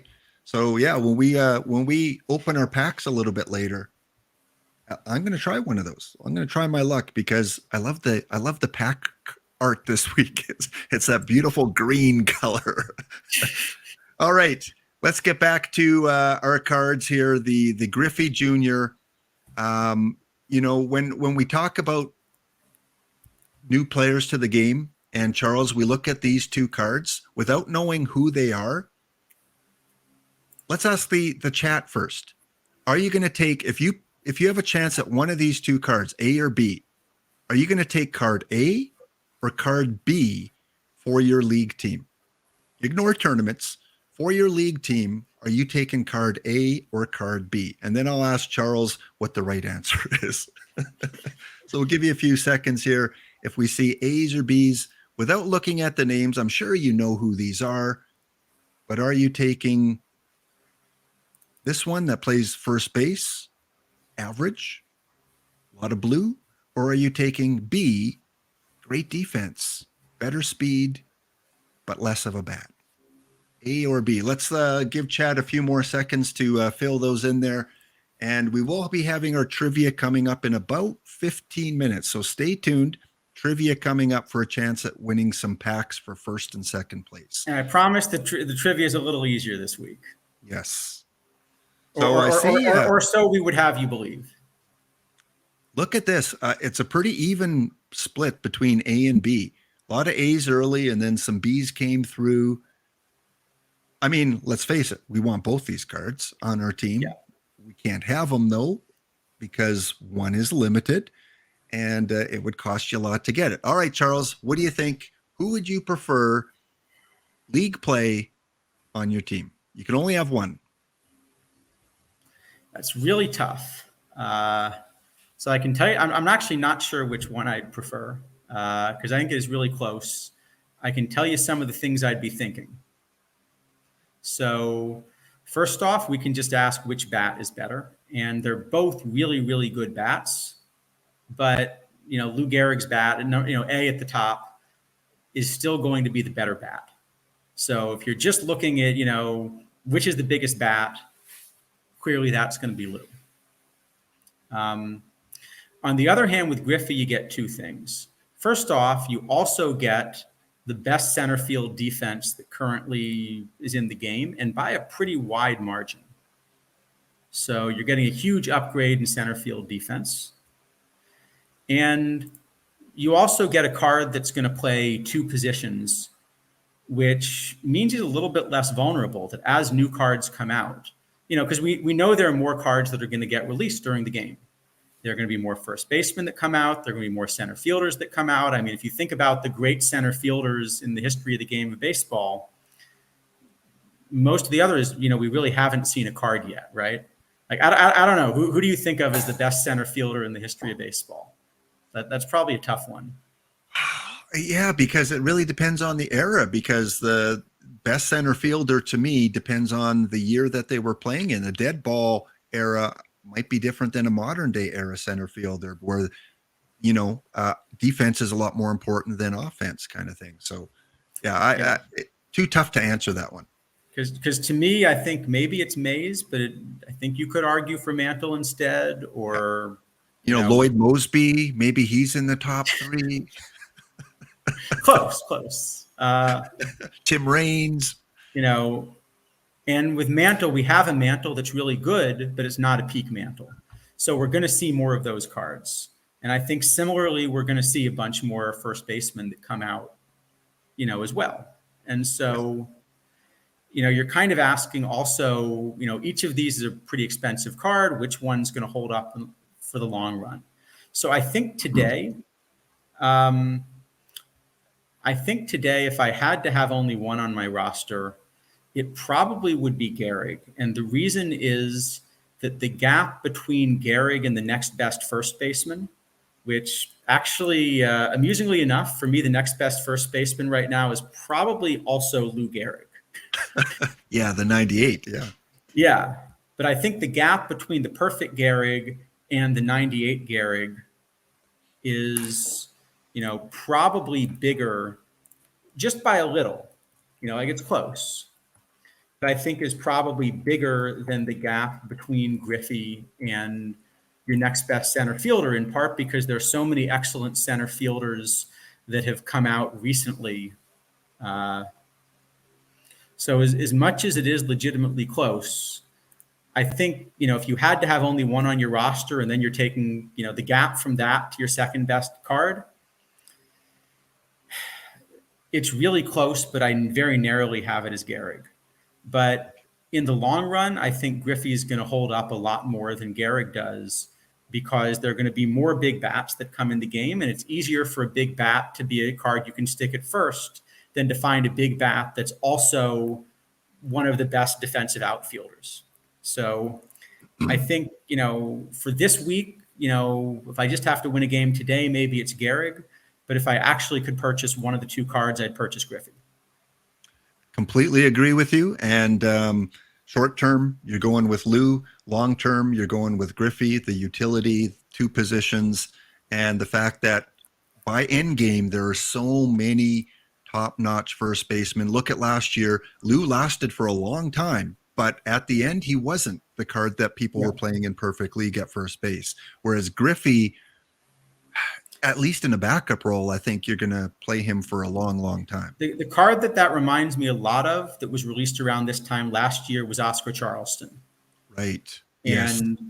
Oscar was playing, I think, in perfect league, even to the very end of the cycle as a backup, just between his defense and his base running. And there was just enough with the card. And so, again, as Izadafo says, the trained Yaz, but again, most people do not have that opportunity to even have a Yaz. So to have a trained one is very limited. And this is limited too. There's only 25 of them. I guess if we throw the option of a third one here, a trained Yaz in center field, which of the three are you going to take? I think long-term, I still take Griffey Jr. But definitely, yeah. Definitely, part of the conversation. Because I've got the bat from Yaz as being almost identical to what you get from Griffey. But I think you're going to get a little bit more from Griffey with the positional flexibility. The fact that Griffey is also the best right fielder in the game by a big margin is really valuable. Yeah. Good to see a lot of you guys in the chat here. Cubs fan Steve, good to see you. Willie Mays is Cubs fan Steve's choice. Yeah, when we get the peak Willie Mays, I think for sure, if the card is constructed like a peak Willie Mays would be, then yeah, he is probably going to be the best center fielder in the game. Dr. D, big Oakland A's fan, big Mariner, looks like a junior fan as well. So yeah, it's fun because we all have memories of players and different positional players. We could get some pretty good Oakland A's maybe to replace. I guess I'm not sure there's an A's card that's going to replace Griffey, but I think this year, the way they've been putting some of these big power cards out, I could see like a McGuire that might be the new dominant first baseman. Yeah, absolutely. All right. Today's set, they started off, Spore and Foolish Baseball gave us a limited card right out of the gate, and then they gave us one at the end. I think it's totally maybe a 12 or 13 card set. First one was right fielder Champ Summers. So again, we're looking at it from not so much a league perspective, because yes, there are better cards you're going to look for in league, but in a silver tournament perspective, is this a card that is of any use? Good power, good eye, defense is really lacking. I would imagine there are other cards out there that will perform better. So I think first off, the card's definitely a DH, as you point out. Or I shouldn't say definitely. I think if you're desperate, you can stick him at first base because you can often hide a bat at first base. But this is definitely not a card you want to have playing left field or right field. Having said that, the bat is really, really good.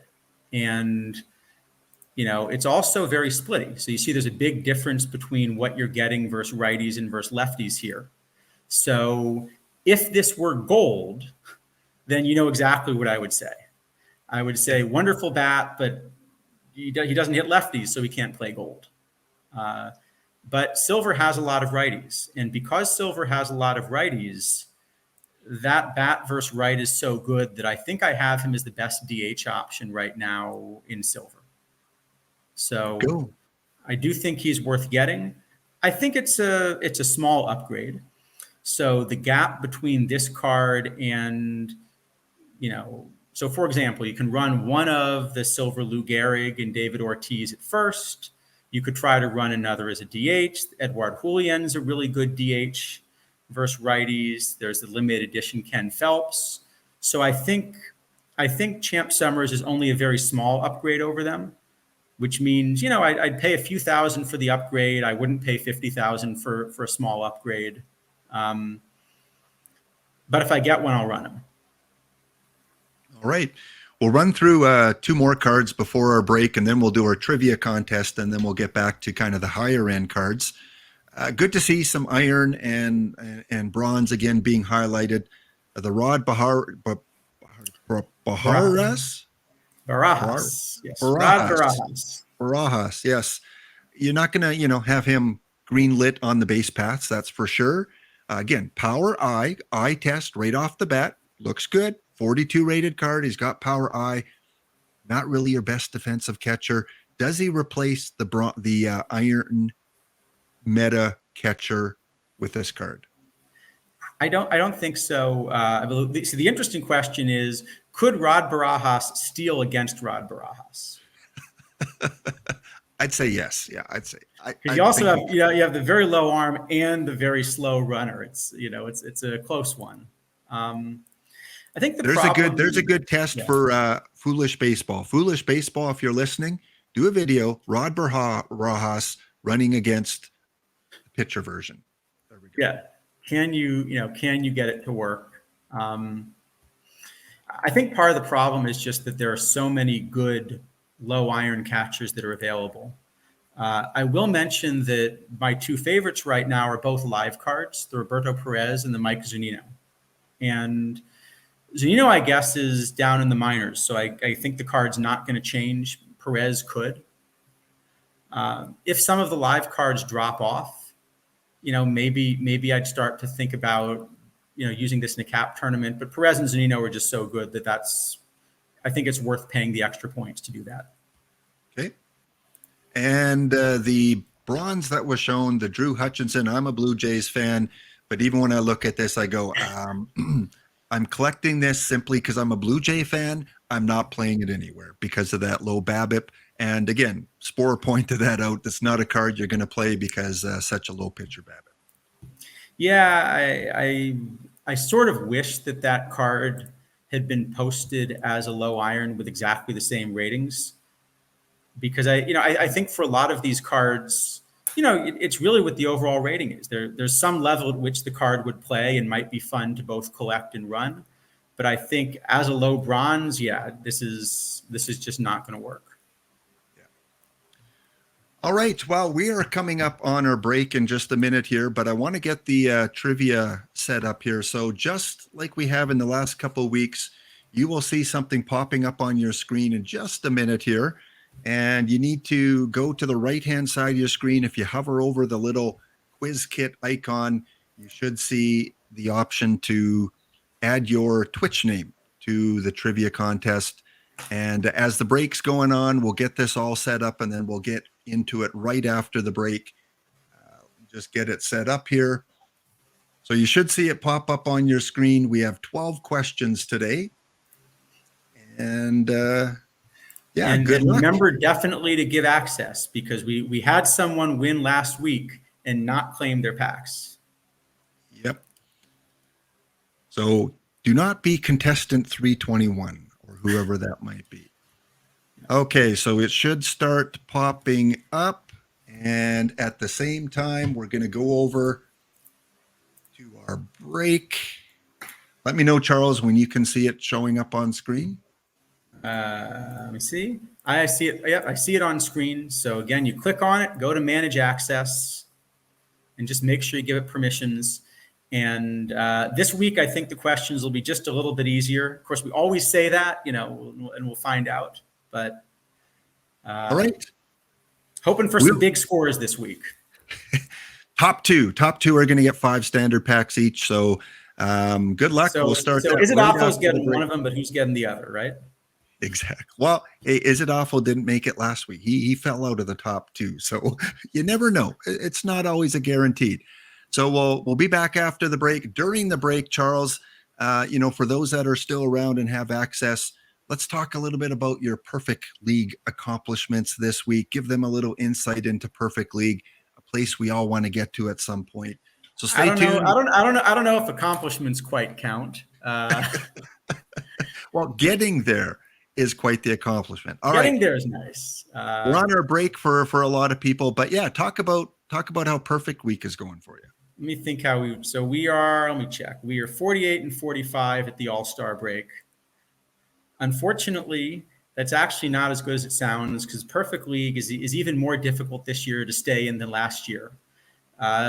Essentially, 12 teams make the playoffs.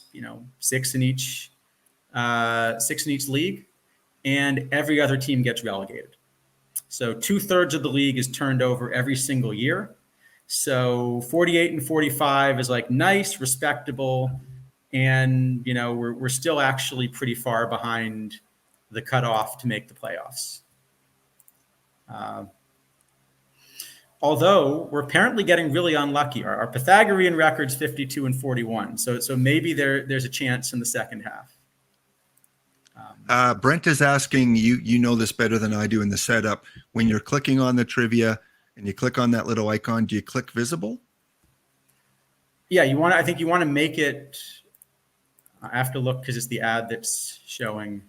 But yeah, I think you make it. There's something like manage access, I think, and then you say yes, make it visible. Okay, and I'll be able to check as soon as the ad finishes. And Charles, once the ad finishes, before we get to that, how many Griffey Juniors in your Perfect League? Let me check.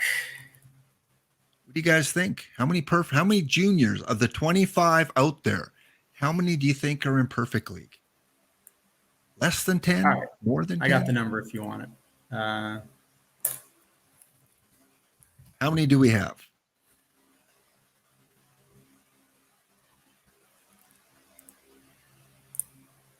All right, we are back, and we were talking about Griffey Juniors in Perfect League, and we've got numbers from 5 all the way up to 15. Give us the answer, Charles. Looks to me like it's 6 juniors and actually 1 senior. I'm guessing but the senior's on the reserve roster. So six juniors. Okay. Yeah, that's lower than I would have thought. How about Koufax? There must be, the majority of the Koufaxes must be in Perfect by now. It looks like 3. Only 3? Well, because the thing is that you have to stay up. The really hard part about Perfect League is every single week, 2/3 of the teams get relegated. Right. Good point. Yeah. Good point. So if you're not in the top 12, or really if you're not in the top 6 on your side, then you're down and you got to go win a Diamond League again. And so there are just a lot of really good teams that don't make it. Last year, the setup was there were 40 teams and 16 made the playoffs and 24 went down, which is still really hard, but there's actually a pretty big gap. So at 16 teams, usually you needed about 85 wins. And I think probably it's going to be something like 90 or 91 is around the cutoff usually for top 12. And that's just really hard. Yeah. Let's check one more. Even if you're a good team. Let's check one more. The Perfect Lou. I would imagine most perfect teams. That I'm guessing going to be a lot. I'm going to have to count, but almost all. Yeah. Yeah. Okay. So most people, and that would probably be the same with Jackie as well. So Lou and Jackie, I think so, because yeah. their packables are a lot easier to attain. So not many Griffies, not many Koufax, at least at this point. Like you said, a lot of movement up and down. So, those that might have had them last week in Perfect are in Diamond this week. So it may take them a couple weeks to get. I think I saw one team not running Jackie, but they own Jackie. They were just choosing to run something else. Oh, here's an interesting one. How many Eddie Matthews? That's a good question. So I'm actually running a Matthews. Looks like 4. Doing pretty good. From a report that Heath gave me last week when Heath was up in Perfect, the Matthews seem to be doing pretty well up there. Yeah, the one that I decided to try who's not doing well for me is I tried a Dwight Evans, and he is in half a season he is hitting 111, slugging 160. I'm just trusting the back of the card. I'm trusting the model, but it ain't pretty. The homer bias there, going with the Dwight Evans, the homer bias. Little bit of a homer bias, yeah. All right, let's start this quiz here. Let's get the quiz underway. Really curious how he's repaying my homer bias with 1 homer so far on the season. That's what I'm getting for his 97 power. 10 seconds. So this is going to be a quick one, guys. You don't have a lot of time to answer. So keep your eyes on the screen. Watch out for the questions, and good luck. Good luck. Again, I didn't want to first one we talked about a little bit, actually. But I didn't give the spoiler. I didn't want to give the spoiler here. So let's see how many people watched it. Okay. Well, there were 3 see how people. Everyone did. 3 that didn't listen to our stream a little earlier. We had 1 Jose and 1 Mark. All right off the bat, let's take a look at our leaderboard. Tiger Man, contestant 259. You need to link your Twitch to the game to qualify. Sean Saul. So we had at least 9 people that got that one right. All right. And if you're in chat, feel free to let us know if you think you figured out the theme this week. It will not be a spoiler. Yes, it will not be a spoiler. All right, question number 2. A little bit about Tommy John surgery.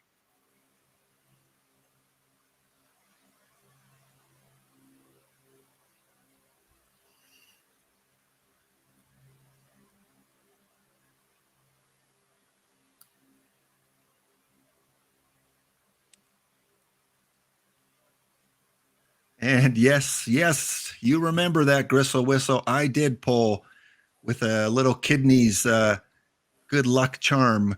I pulled the Eddie Matthews #1 out of 25 shortly after that came out. Okay, so if no questions are showing up, maybe try refreshing and see if you can. You may have to give permission or something for it to pop up. Yeah. Before I go on to the next one, I'll just hear from chat. Are the questions showing up for the rest of you guys? Are you seeing the questions?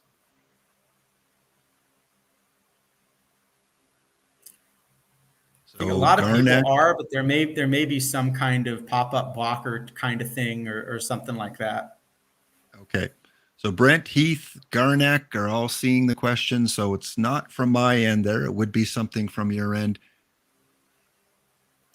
Might need to enable the extension. I think a lot of people got this one right. On the Tommy John surgery. All right, there we go. And yeah, I don't know if it's a situation too, if you have to follow. I don't know how Twitch works with all these extensions. You shouldn't have to download anything, I don't think, but you may have an ad blocker up that disables extensions, which in case you're not going to see the questions. So might have to go into your Google Chrome settings or whichever browser you use and give permission. We got him. Embezzler 78 in the lead, it looks like. There we go. Fussmucker, Embezzler, Rich Rocks all got that question. Okay, all Mr. Reed says it's showing up now. We're doing pretty well. We're getting a lot of right answers here. That's what we're going for. And Mr. Reed, what did you do? Did you just refresh your browser and then it started working, or did you have to go and manually do something? Interesting question, Warbot. 175 wins and 175 saves. Yep. GT Sundown went over to Chrome and it worked. So yeah, could be a browser. Okay, so maybe there's a browser thing that's blocking it. Oh, by far the easiest question we've ever had. Very nice. All right. See, we said we'd go. Maybe we went too easy this week. We wanted to go a little bit easier, but that is really well done, chat. What is that? 32 out of 36. Wow. Who was the fastest on that one? Fussmucker. Fussmucker answered it in less than a second and a half. Because I think if you answer it right away, you get 10,000. I think. And then every Sounds second, I right. think it goes down 1,000. So yeah, Cobra's there, Rob Deer and Headlights, TBK, Larry. All right, here comes I the think next one. Fussmucker's got 2 in a row, right? Yep. But total score, they must have missed the first question because I don't see them in the total scores here. They're number 11th. All right. So they must have got See one if wrong. chat's figured out the theme here yet. Number 4. Number 4 of 12. Fraction of home runs per major league plate appearance. Yeah. So who's hitting him at the highest rate? I'm guessing chat's going to do pretty well on this one too. I don't know what you think. We've talked about this person on stream, but there's 2 people up there we've talked about. So let's see. But is it a 500 home run hitter that you've got the number 1 copy of? Well, I like to thank those 11 people that chose the wrong answer. It was the most popular answer, but not the right answer. Yeah. Heath with the highest score on that question there. Contestant 204. Yes, you're going to have to link your name if you can. And Shaco6 has the overall lead now with 21,000. Embezzler, Rob Deer and Headlights. And Oh, I see. Embezzler thought that said Barry Bonds. Oh, yeah, Barry and Bobby. All right, question number 5.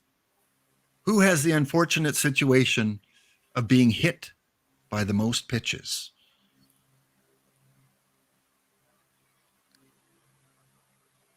Who requires the most ice packs, if they even had them back in the day?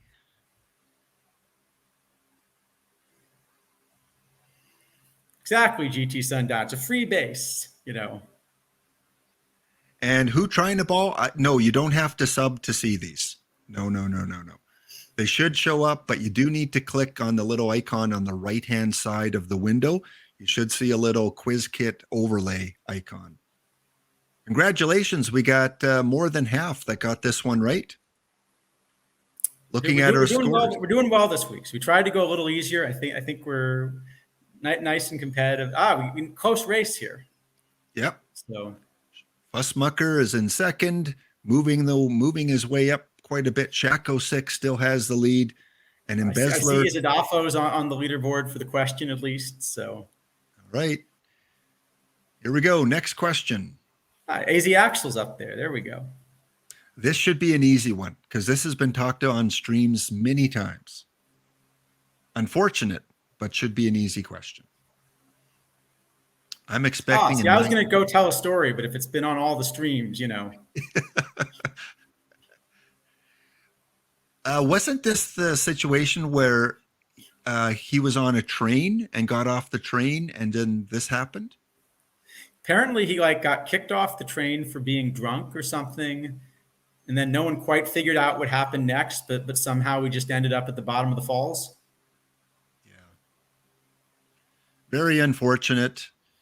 One of the best cards we always have in the game. Always look forward to this. I think we have a diamond version so far this year. I don't know if it's peak or not. And Heath with the highest score on that one there. And Heath moves into second place. Sean Saul, out of nowhere, comes up to take the overall lead halfway through the game. We got AZ Axel on the leaderboard. That's, I don't know. Can we give AZ packs if he wins? I don't know. He might have to give himself packs, right? Is there a conflict of interest there? Who was the slowest baseball player to ever play the game? This was just a great quote, Yeah. And by the way, I'll look it up real quick. The speed rating that we've got this guy in the game. So this player in the game has a speed of 4, stealing of 7, base running of 11. And he's a Hall of Famer. Well, he might do okay against the Drew Hutchinson card. I don't know.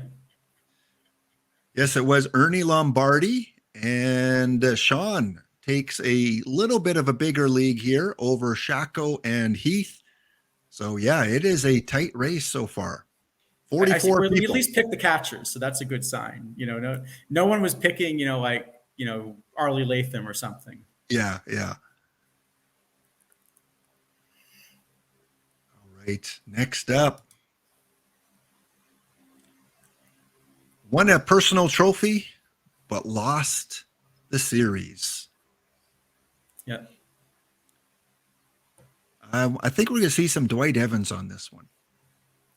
Let's see. Let's see if there's some Red Sox picks here. Dwight Evans definitely did lose some series. But this guy, actually was a pitcher. He went 2-0 with an ERA of like a half or something in the NLCS. But unfortunately, they lost the other games.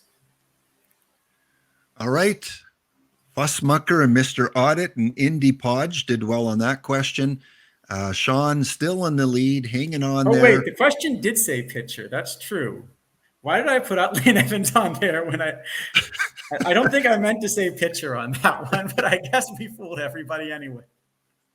Yeah. Well, you gave them a really good clue, and some people still didn't pick a pitcher. So they missed it too. Even I missed that. I didn't read the question well either, GT Sundown, because I also missed that. All right, Triple Crown, winning seasons, highest ERA plus. And this one has specific years tied to it. Yeah, because all four of these were Triple Crown winning seasons. And even a definition, best ERA relative to league average.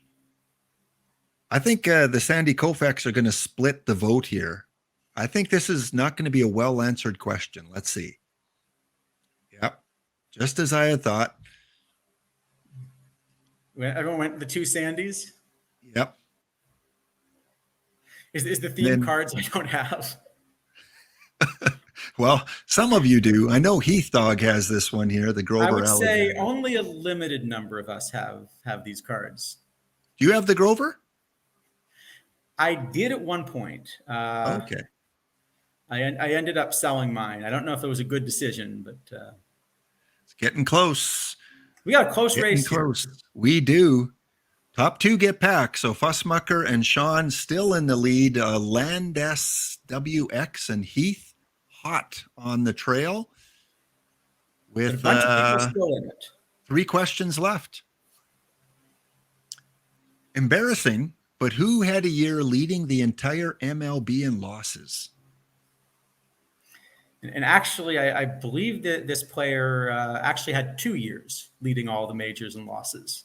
Oh. But the crazy thing is that one of them, he also led his league in wins. Really? Most wins and most losses. So here's a guy that didn't need a lot of rest. There's a big hint. And it stumped a lot of people. Only 8 people got that one right.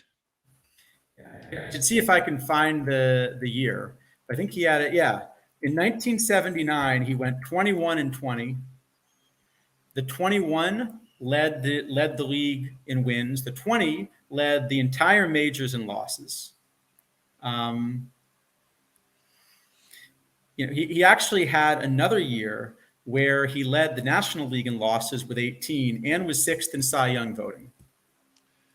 All right. Well, Fussmucker took the lead. Sean must have got that one wrong and took a tumble there, not employing the Isadafo strategy of rather taking 0 than negative points. It is close now. We've got 6 people. Fussmucker running away, and then Isadafo's right back in it. Right. 2 questions left, I believe. All right. Well, here we go. So the theme's limited edition cards. And this doesn't include, of course, the ones that, Not this the ones is how from well today. you remember the questions. Yes. Who is paying attention? Because the answer's right there in front of you, if you remember. Yep. 3 of them we've seen as possible answers and other questions. 1 of them we have not yet. Let's see. Well, many of you are really good students. You guys watched the questions carefully. And 12 picked Ken Phelps. All right, going into our last question. Fussmucker barring a major mistake, should be one of the top two. And then Izadafo, Landex, Shaco, Rob Deere, Sean, probably within range. Maybe Cobra with a quick correct answer could get this. And even Heath, if others above get it wrong, has a shot. So first place is probably much guaranteed. Let's see who gets second place. Here's our final question. Just the Jeopardy strategy, you know, just like bet zero and, you know. Yep. Here we go. Last one. This is actually a question someone was asking us about earlier in chat, so we'll let you take a shot at it.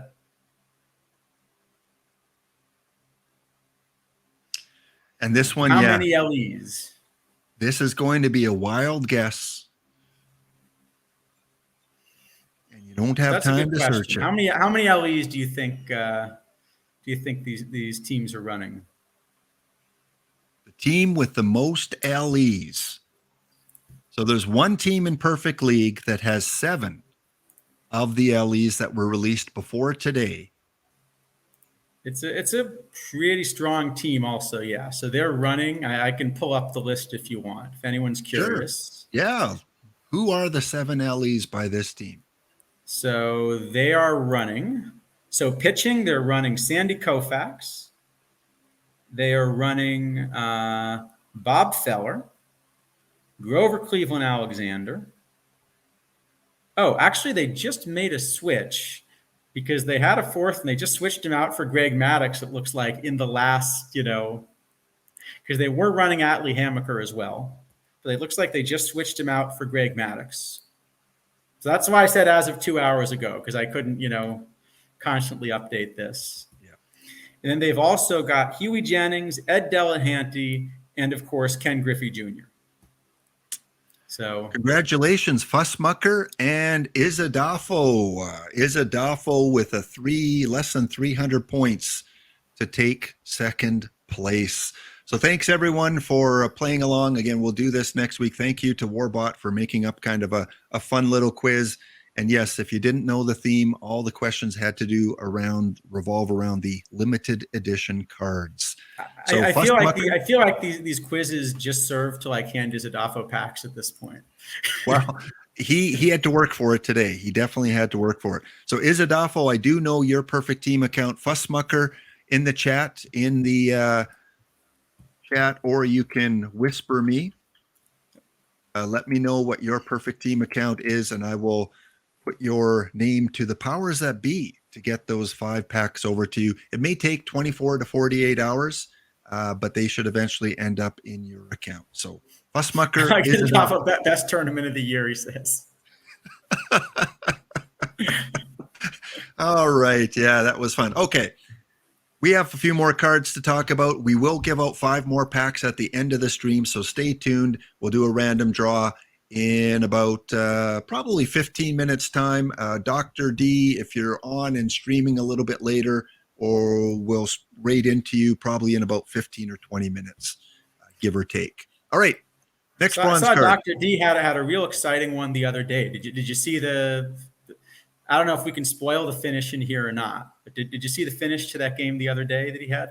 No. Was it his Oakland A's World Series? Yeah. I don't know if we can spoil it. And I guess it's a few days old. We can probably spoil it. Yeah, right? We can spoil it. We had a Ricky walk-off. Ricky walk-off in like the 9th inning or extra innings. I think the 9th. I forget now, but we had a Ricky walk-off, which, you know, appropriate considering he's the all-time leadoff home run hitter right now. He's got the most leadoff home runs in Major League Baseball history. Nice to see him do that. All right, Lucas, a big fan, I guess, of the Foolish Baseball channel, and has been on the Foolish Baseball working with the creator. Again, pitcher Babbitt, good for a bronze card. Is it replacing any of the current pitchers bronze managers are using? Yes, I think this is just a great card. You know, you've got so before the top starter that I had in bronze was the limited edition Cal Eldred, and I think this card is actually a decent amount ahead. you've got stuff that still takes advantage of some of the low avoid K batters in bronze. He's a tiny bit splitty, but, still probably fine because of how good he is versus lefties. So I think this is probably just as an overall pitcher, I think this is a bit ahead. Now, the one flaw with this card is the stamina.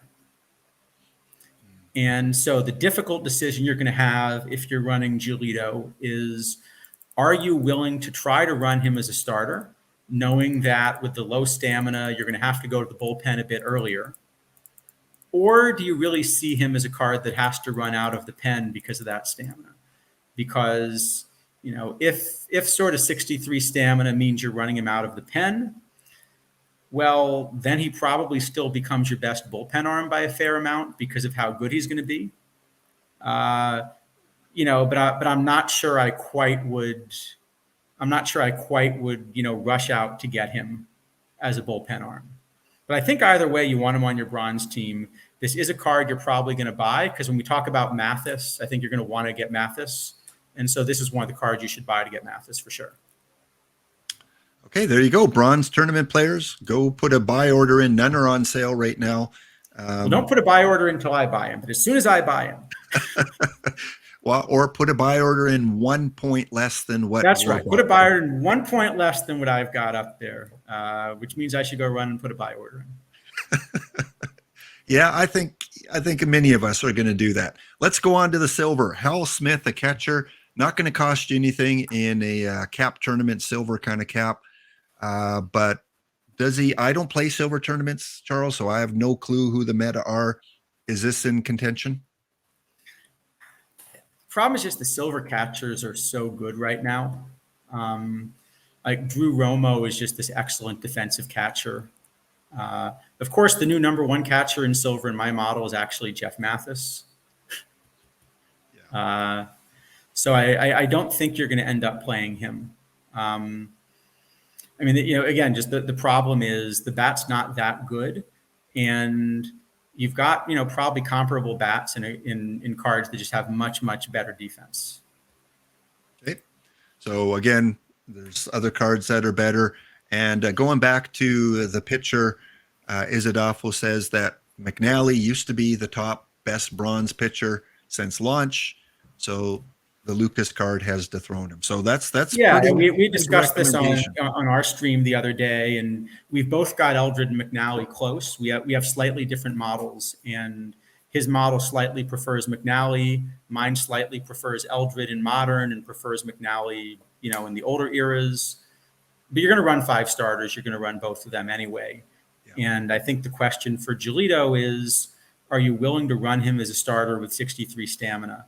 I think I am because he's just so good. But I think as soon as a few more good cards come out, then I'll probably move him to the pen. I agree. Right now, those are my top 2 starters in my bronze tournament leagues, and I'm doing pretty well in them. And Lucas will be my number 3 guy because I think I can run him at that stamina. At least test it out anyway. Bobby Wallace, interesting story with the Bobby Wallace card and the Hall of Fame. Love to hear that. High-end defender for sure. I don't know if he, again, is the best defensive shortstop in silver. I would think so. But is his bat worth putting him into silver tournaments? Yeah, that's a heck of a glove. It's a heck of a glove, and the bat is a complete zero. When you look at the bat, you're probably starting out looking at power and eye, and this might actually be the lowest combination of both power and eye in the entire game. Now that I look at this. Yeah, look at that. Yeah. I've seen cards with no power. I've seen cards with no eye. I haven't seen cards with neither. So the bat is really a complete zero. Yeah.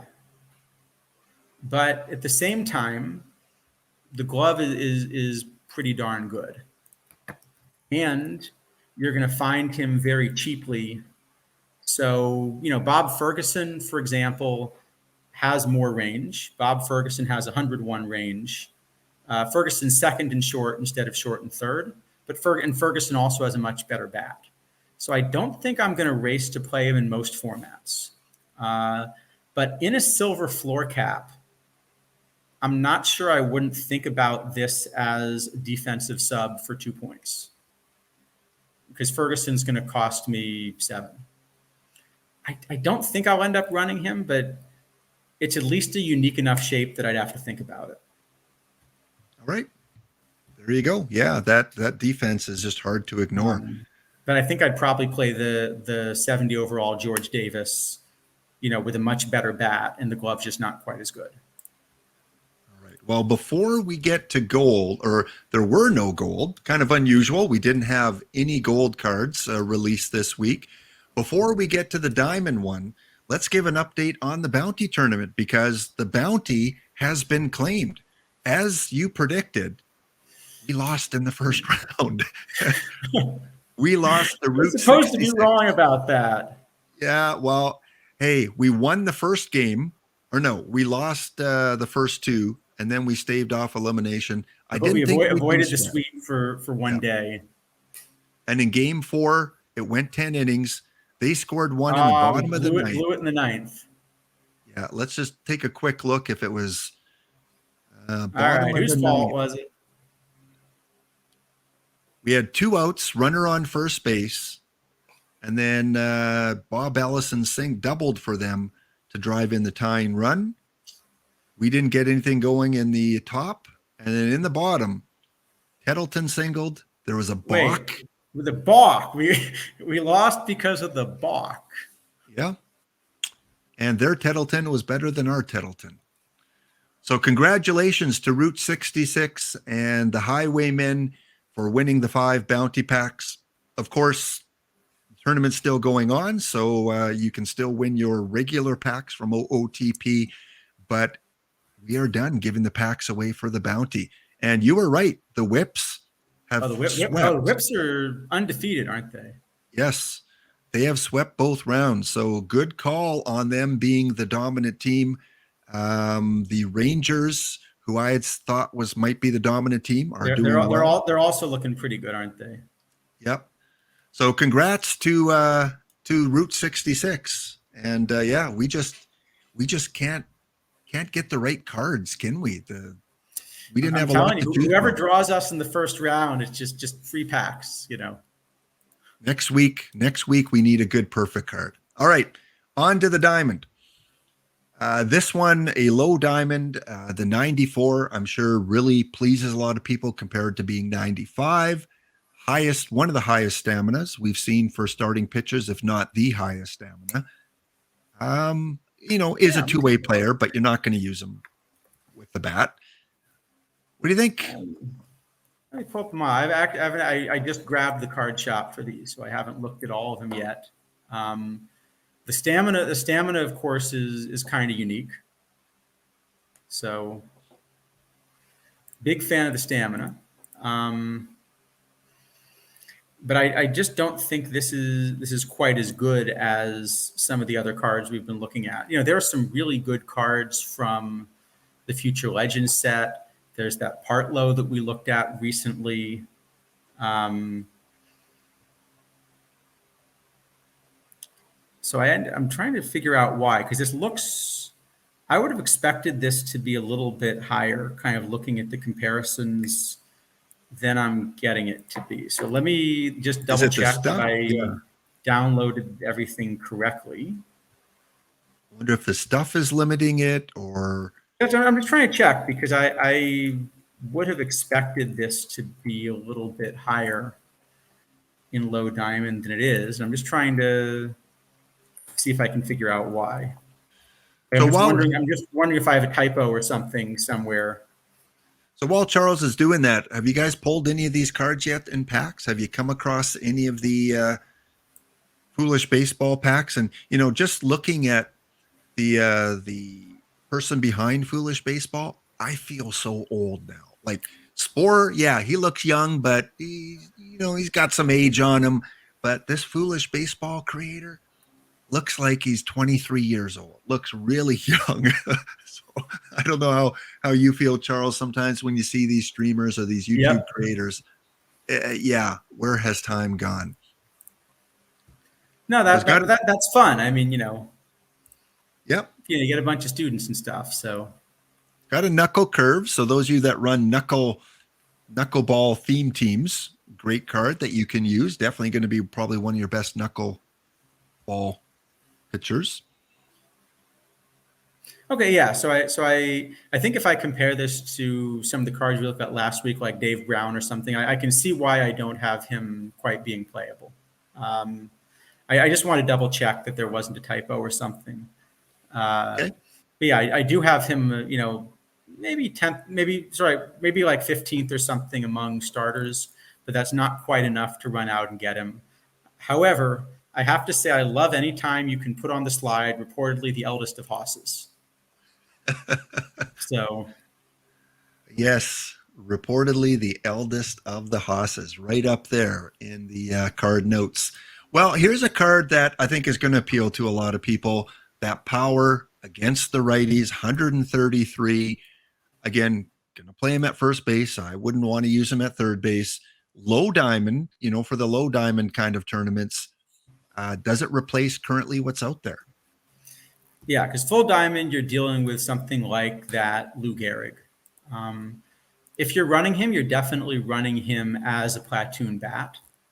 But I do have him as the best DH now versus righties, if you want to run him at DH. You could also just run him at first base. I do think is that overall, Charles, or is that just in low diamond? That's just versus right. That's overall bat, but again, just versus righties. If you have to run him two ways, well, then you've got the problem that lefties exist, and this card's not going to be happy that lefties exist. But it's a little unfortunate because we just had this tournament batch released, and so as a Sox guy, I was kind of getting excited about the tournament Ted Williams that you could run as a DH versus righties in low diamond. But I think this card's now a little bit better. So, okay. So maybe actually, yeah. If you pull them, you're not going to be upset if you pull this card in packs. Absolutely. So you have them the best versus righties, you said. So that's yeah. I mean, not good at all versus lefties, but who does he replace? Got mostly righties. That's okay. Who was the best? I would have gone with this tournament edition Ted Williams. So that's what I was saying. I kind of was excited about getting to run my Red Sox card. But I think this card just replaces Ted, and Ted has no real position defensively. So, well, we know there's going to be a better Ted at some point, I would imagine. Yeah. All right, Brad Lidge. So here's our first closer, 97. The BABIP again. First thing I look at concerns me the pitcher BABIP.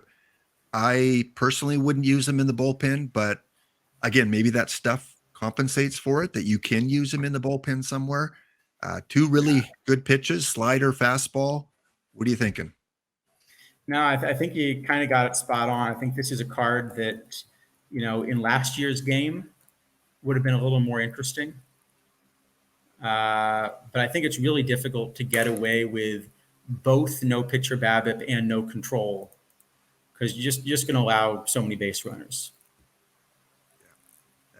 That was my opinion. Is you want a guy that's not going to allow people on base, but Brad Lidge, this card, the way it's set up, looks like people are going to get on base. So yeah. All right, that leads to our only perfect card from this set, and then there were one mission card, another LE card. The Greg Maddux, which you said one of the perfect teams already has and has put them on their roster to replace, I think you said Atlee Hammaker. Yep. So here's a case, lower pitcher BABIP, really good control, low stuff. I'm curious your take on the Greg Maddux. I mean, I really like the card. Obviously, I'd love him even more if he had, another 10 points of pitcher BABIP. Yeah. But he has so much control that kind of makes up for it a bit. So this is still a card that I'd like to run as a starter, if I could afford one, given that, kind of what I did when I got promoted was to kind of use up everything I had and, try to max out my team for the week. So unfortunately, I'm not really in a position to add anything. But if I were in a position to add something, I'd be very happy to run him. So top 5 right-handed starter, top 5 right-handed starter, or top 5 overall?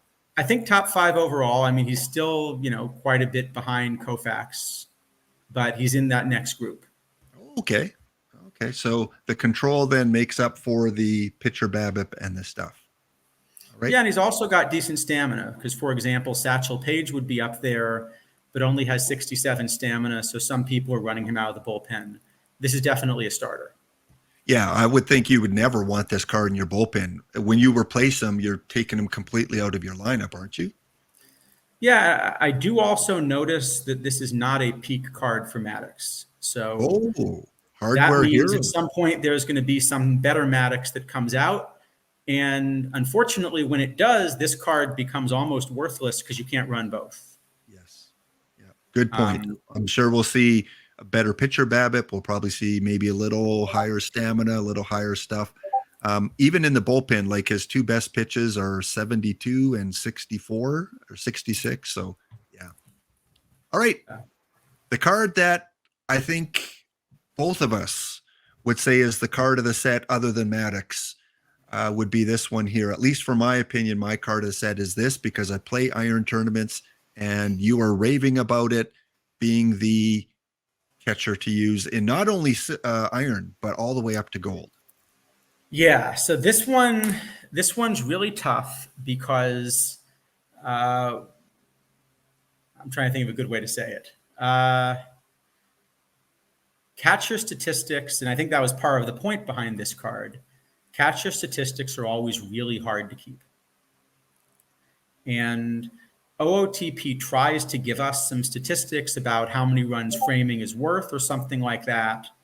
But a lot of the people that have made models and tried to fit the data get very different answers from what the game's giving us as far as how good catcher defense is.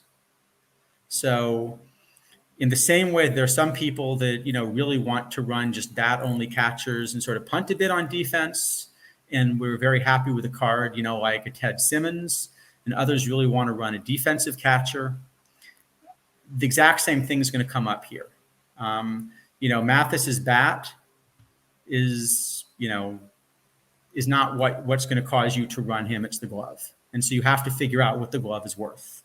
But with that said, the bat's not bad, not only for an iron, but a bunch of levels higher. I think, because you have 76i or something, I think this bat is about as good as the silver Drew Romo from the Future Legends set. And Drew Romo had been the key defensive catcher. I was running Drew Romo on my league team as the backup until a week or two ago. And I think this bat is about as good as Drew Romo, but the glove is better. And he only costs you 50 points. So in every cap tournament where he's eligible, I think this is just a card you must run. But the crazy thing is, I'm not 100% certain you couldn't run this card in Diamond League. Yeah, and even Kidneys is chiming in saying, yeah, definitely would play this in League over Romo, and you were using. Yeah, Romo I think this Diamond card's League. clearly better than Romo, and I think you definitely could think about running Romo in Diamond League.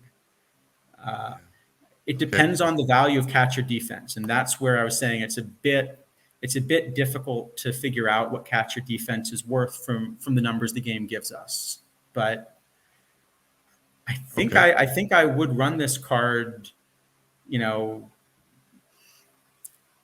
I right now I'm running Gibson and Russell Martin, but I think this is at least a top 10 overall catcher. And maybe better the more you think defense is worth. So there are some models that are probably going to decide this is a top 3 overall catcher. My model's not quite that aggressive. Wow.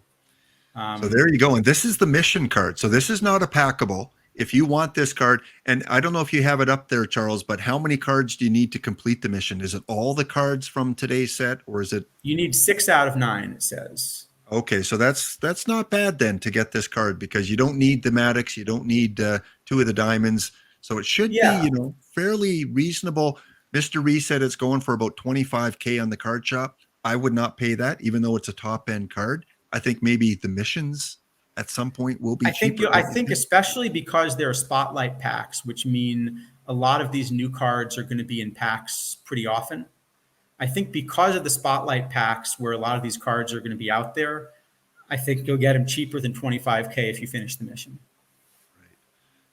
And even Kidneys is saying, hey, maybe run a Romo and Mathis combination. At least tell, Yogi Berra, the peak Yogi Berra comes out, because we know he's usually pretty good defensively too.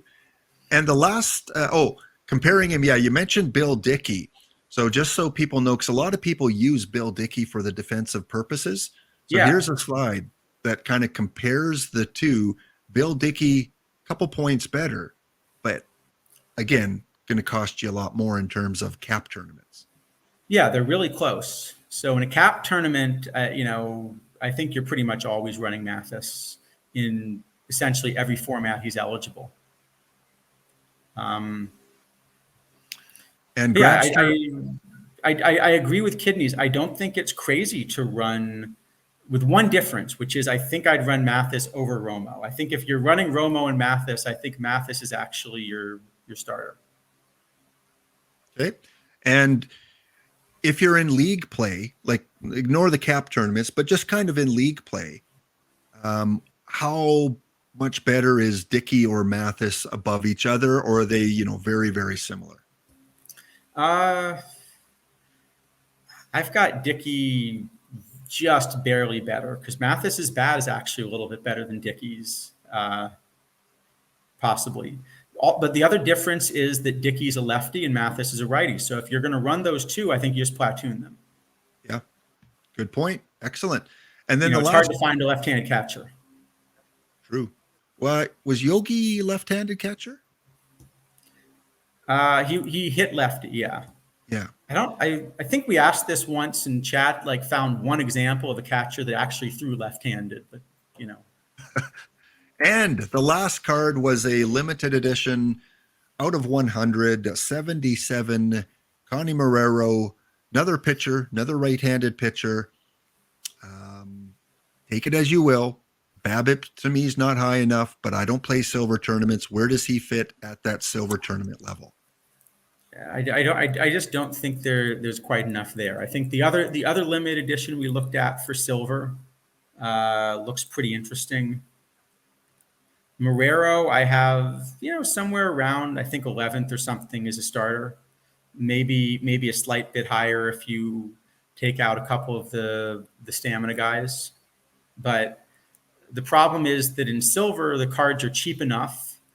So if we were talking about like perfect cards and, this were the 11th best card, you'd say, oh, well, actually, you're still very happy running him because you may not own, the top 5 cards in the game. Yeah.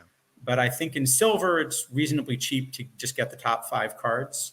So once you're out of the top 10, you're probably just not so interested, except for kind of collector or theme team value. Okay. So there you go. Little different set in terms of, having a lower end, card rating as a mission reward, and then having 2 silver limited editions and only 1 perfect and no gold. So very different set than we're used to in terms of the levels. Card of the set, I said mine was Mathis. I don't know if that's your card of the set. What do you think? Yeah, I think Mathis is just I think Mathis is a card that's going to be in the meta for a really long time, because the things that he does well, I'm not sure there's another Iron card that'll be released this cycle that replaces.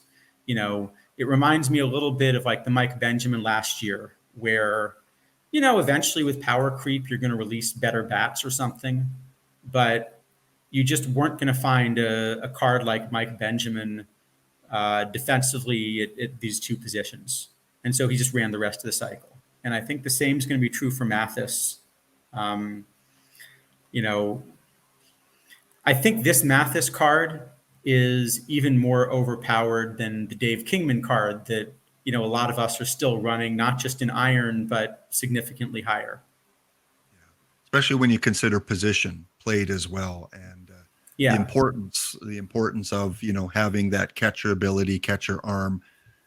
So yeah, very, very cool Yeah, card. I actually think once I get demoted after this week, I think I may experiment with actually seeing what happens with this card in Diamond League. And we'll get an update next Thursday to see how Mathis is doing, because by then it's a fairly obtainable card. So a lot of people are going to be having this in all levels of leagues and tournaments. So interesting to see, yeah, how he does perform. Well, Yeah. Charles, are you open? Are you open to open a few more packs today before we end off? Sure, we can do that. All right. Before that, though, let's start our final giveaway here. So we have our bounty winner, we have our trivia winner. I'm going to put up the 5-pack random giveaway, exclamation enter, exclamation ticket. We'll leave that going for a little bit to give you guys a chance at the final giveaway.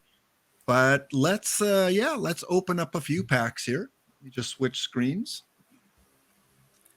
And last week, if you missed last week's episode, Charles, when we kind of had 10 packs each, he opened up a perfect card. And who was that perfect card again?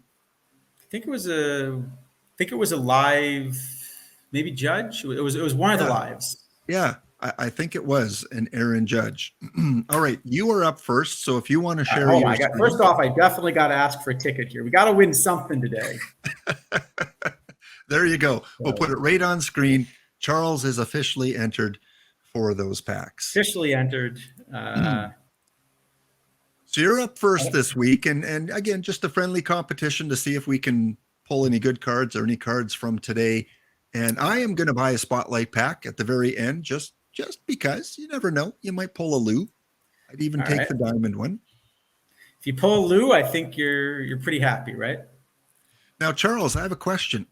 If this is the winning entry, how do we give packs? How do we go to the pack distributor and say, hey, OOTP, can you give packs to OOTP? Great. That's a great meme. Did OOTP jump in? There we go. Well, it just means that if OOTP wins, they then they can pay it forward at some point in time. All right. Do we actually know which of the OOTP devs is on, or we just have no idea? I'm guessing it's still Paul Sporer because he was the one running the TWIP today. So it's either Paul or Rich, I would imagine, unless Dishnet is up across the world and he logged in the mystery of who is on OOTP. Have we actually heard updates from Dish on how he's doing? Apparently on Yuka's stream, he has kind of give a little bit of a travel itinerary on her stream. So maybe he pops in when she is on. I think I have her on here. There we go. So there's Yukar and Kazami. And he's posting it on Yuka's server. And Kidney says it looks incredible. All right. Let's do this, Charles. You're up first. So who do we decide is going first? I got to go first because you do. You pulled the perfect card last week. You go first. All right, here we go. Come on, perfect card. No. Every card is perfect to someone in this world, Charles. It is. But I'm at least looking for all right, well, here's the real question is, who has the best picture, right? Charles is always about analyzing who's gotta get something day. Good out of the card. All right, now, try number 2. We got Chili Davis. He's worth a couple K. Okay, well, that's a decent pull. All right, doing okay. Larry Gurr is still a decent card. I got a gold. Oh, you know what I forgot to do? Hold on, I forgot to do the thing where. The suspense. The suspense. Very. So it was under the perfect team settings, right? But you just wanted to make it mouse click required. Is that what I need? Yep. Mouse click required for anything above. Silver. Got a gold and a silver, and nothing here, huh? Maddox, Maddox, Maddox. I'd go for a Maddox. 5. We got number 6. Nope. Is that? Oh, that's the Giants Gary Carter. That's right. Oh, yeah. Happy April Fools. All right, hey, couple historical silvers.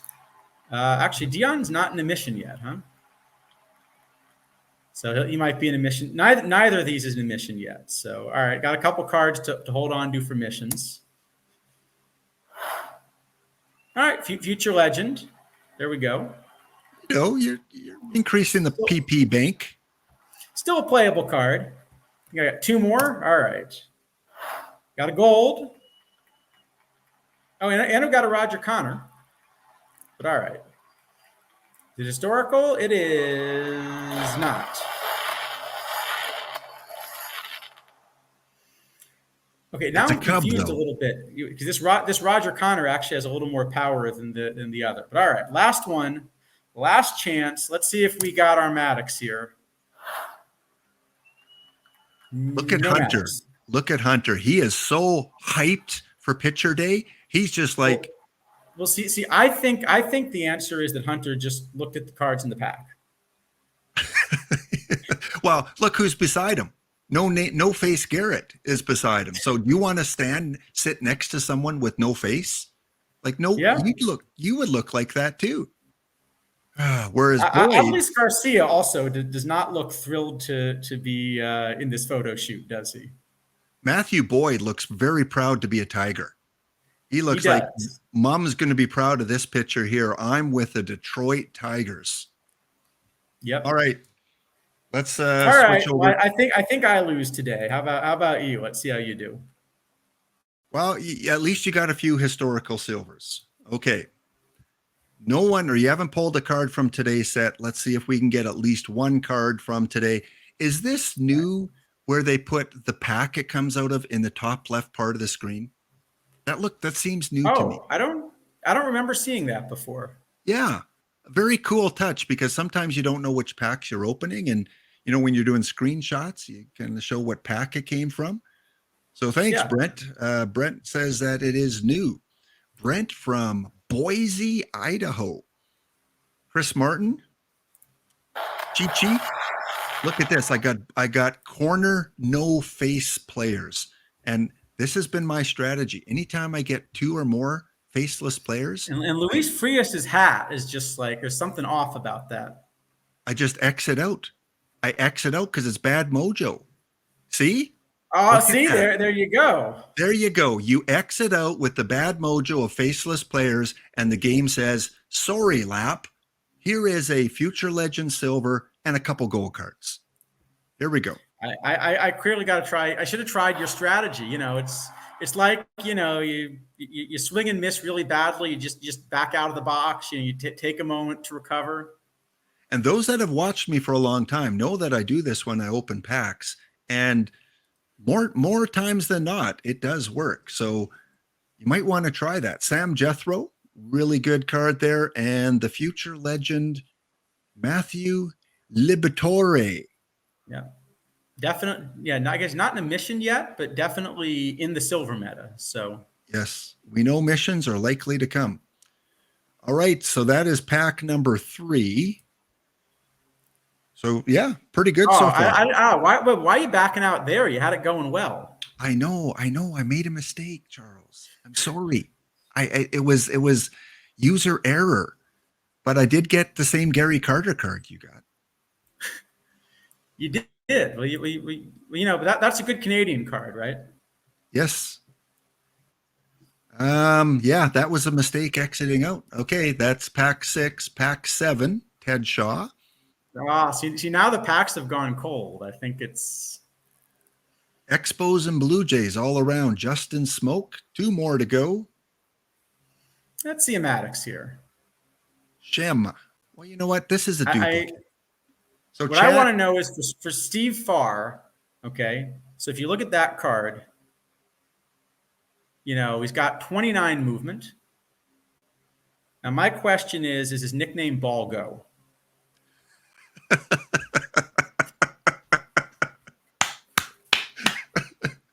If not, whoever is playing the base game can edit the nicknames and have it Steve Balgo Far.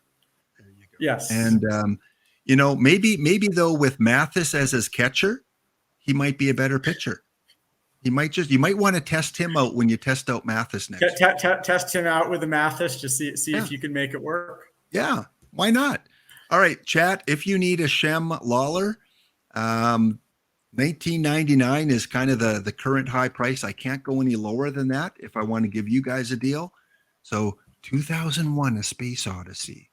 If you need Shem Lawler for your Ted Simmons mission, it is on the card shop. And last regular pack. Let's see Maddox. Nope. No Maddox. No Maddox. All right, I am going to get one spotlight pack just because. Let's check these see out. How it goes. There we go. One spotlight. So, chat, what do you think? What is my spotlight card Well, going to be? They got a new cover now. I see. So it tells you it is spotlight number 4. Yes. And these are on sale, I believe, until Saturday at 1 p.m. Eastern. That tends to be kind of the timeline that they have. Yeah, it's usually 48 hours, I think. 48 hours, yeah. So what do you think, chat? What's my spotlight card? Silver, gold, diamond, or perfect? Let's see how many of you can channel the correct energy here. I'm thinking Lou, but maybe not be too greedy. I'm thinking a diamond Lou. Really? Charles, woo. What do you think? What do you think? If it's a diamond Lou, someone better gift you a subscription here so you don't have to watch ads, because you gifting me a diamond Lou is definitely worth a gift subscription. So Heath got Mule in his one of his spotlight packs, so that's great value. Now here's the question: right. If you're trying for max luck, what's the way to do this? Do you open it directly, or do you how do you do this? How do you do this? Well, yeah, this is how you do it. You open a standard pack first, just to get all the crappy cards out of the way. So here we go. They're all the crappy cards are on. All right, that's good. You definitely got them out of the way. Those are 6 cards you don't want in your spotlight pack. Yeah. So now we go and we open the spotlight pack. Okay. And it is a. Oh, hold on. It is a diamond. Is the Andy Dirks or the Denny McLean or the Red Crests from any of the other series? That's the question. I don't think so. Oh, Izadafo had to spoil it for us. Red Crest and Gehrig? All right. Yes. Well, it still is allowed to be, but I guess that makes it tougher then. Well, hey, that strategy did work. I will take a diamond over any Red Crest Silver as the top card. The question is, will it be from a newer set? New one, though. Your call of a Lou Diamond still is in question, is still a possibility. And you know what's even better? There's no live cards in this. So it's at least definitely historical. Okay. Maybe we should get OOTP developments to predict here. After all, they're going for the packs. They have to participate in the guessing contest. OOTP developments, if you're listening, call your shot. What is it? There you go. What is this? Yeah, they always give call your shot. They never actually get to play, right? Yeah, exactly. So let's give them a few seconds. So we got an Andy Dirks. So 3 silvers, which again, really good. Got the A's, Tim Raines. And we'll give it 5 more seconds, see if call the shot comes out here, and then we'll flip it over. Exclamation, enter, exclamation, ticket. If you just kind of joined in, the contest is still underway for 5 packs. Yeah. Rich Grisham typing, Alex, what is in that pack that lap just opened? Yeah. Here we go. Let's flip it over. All right. Come on, Lou. Oh.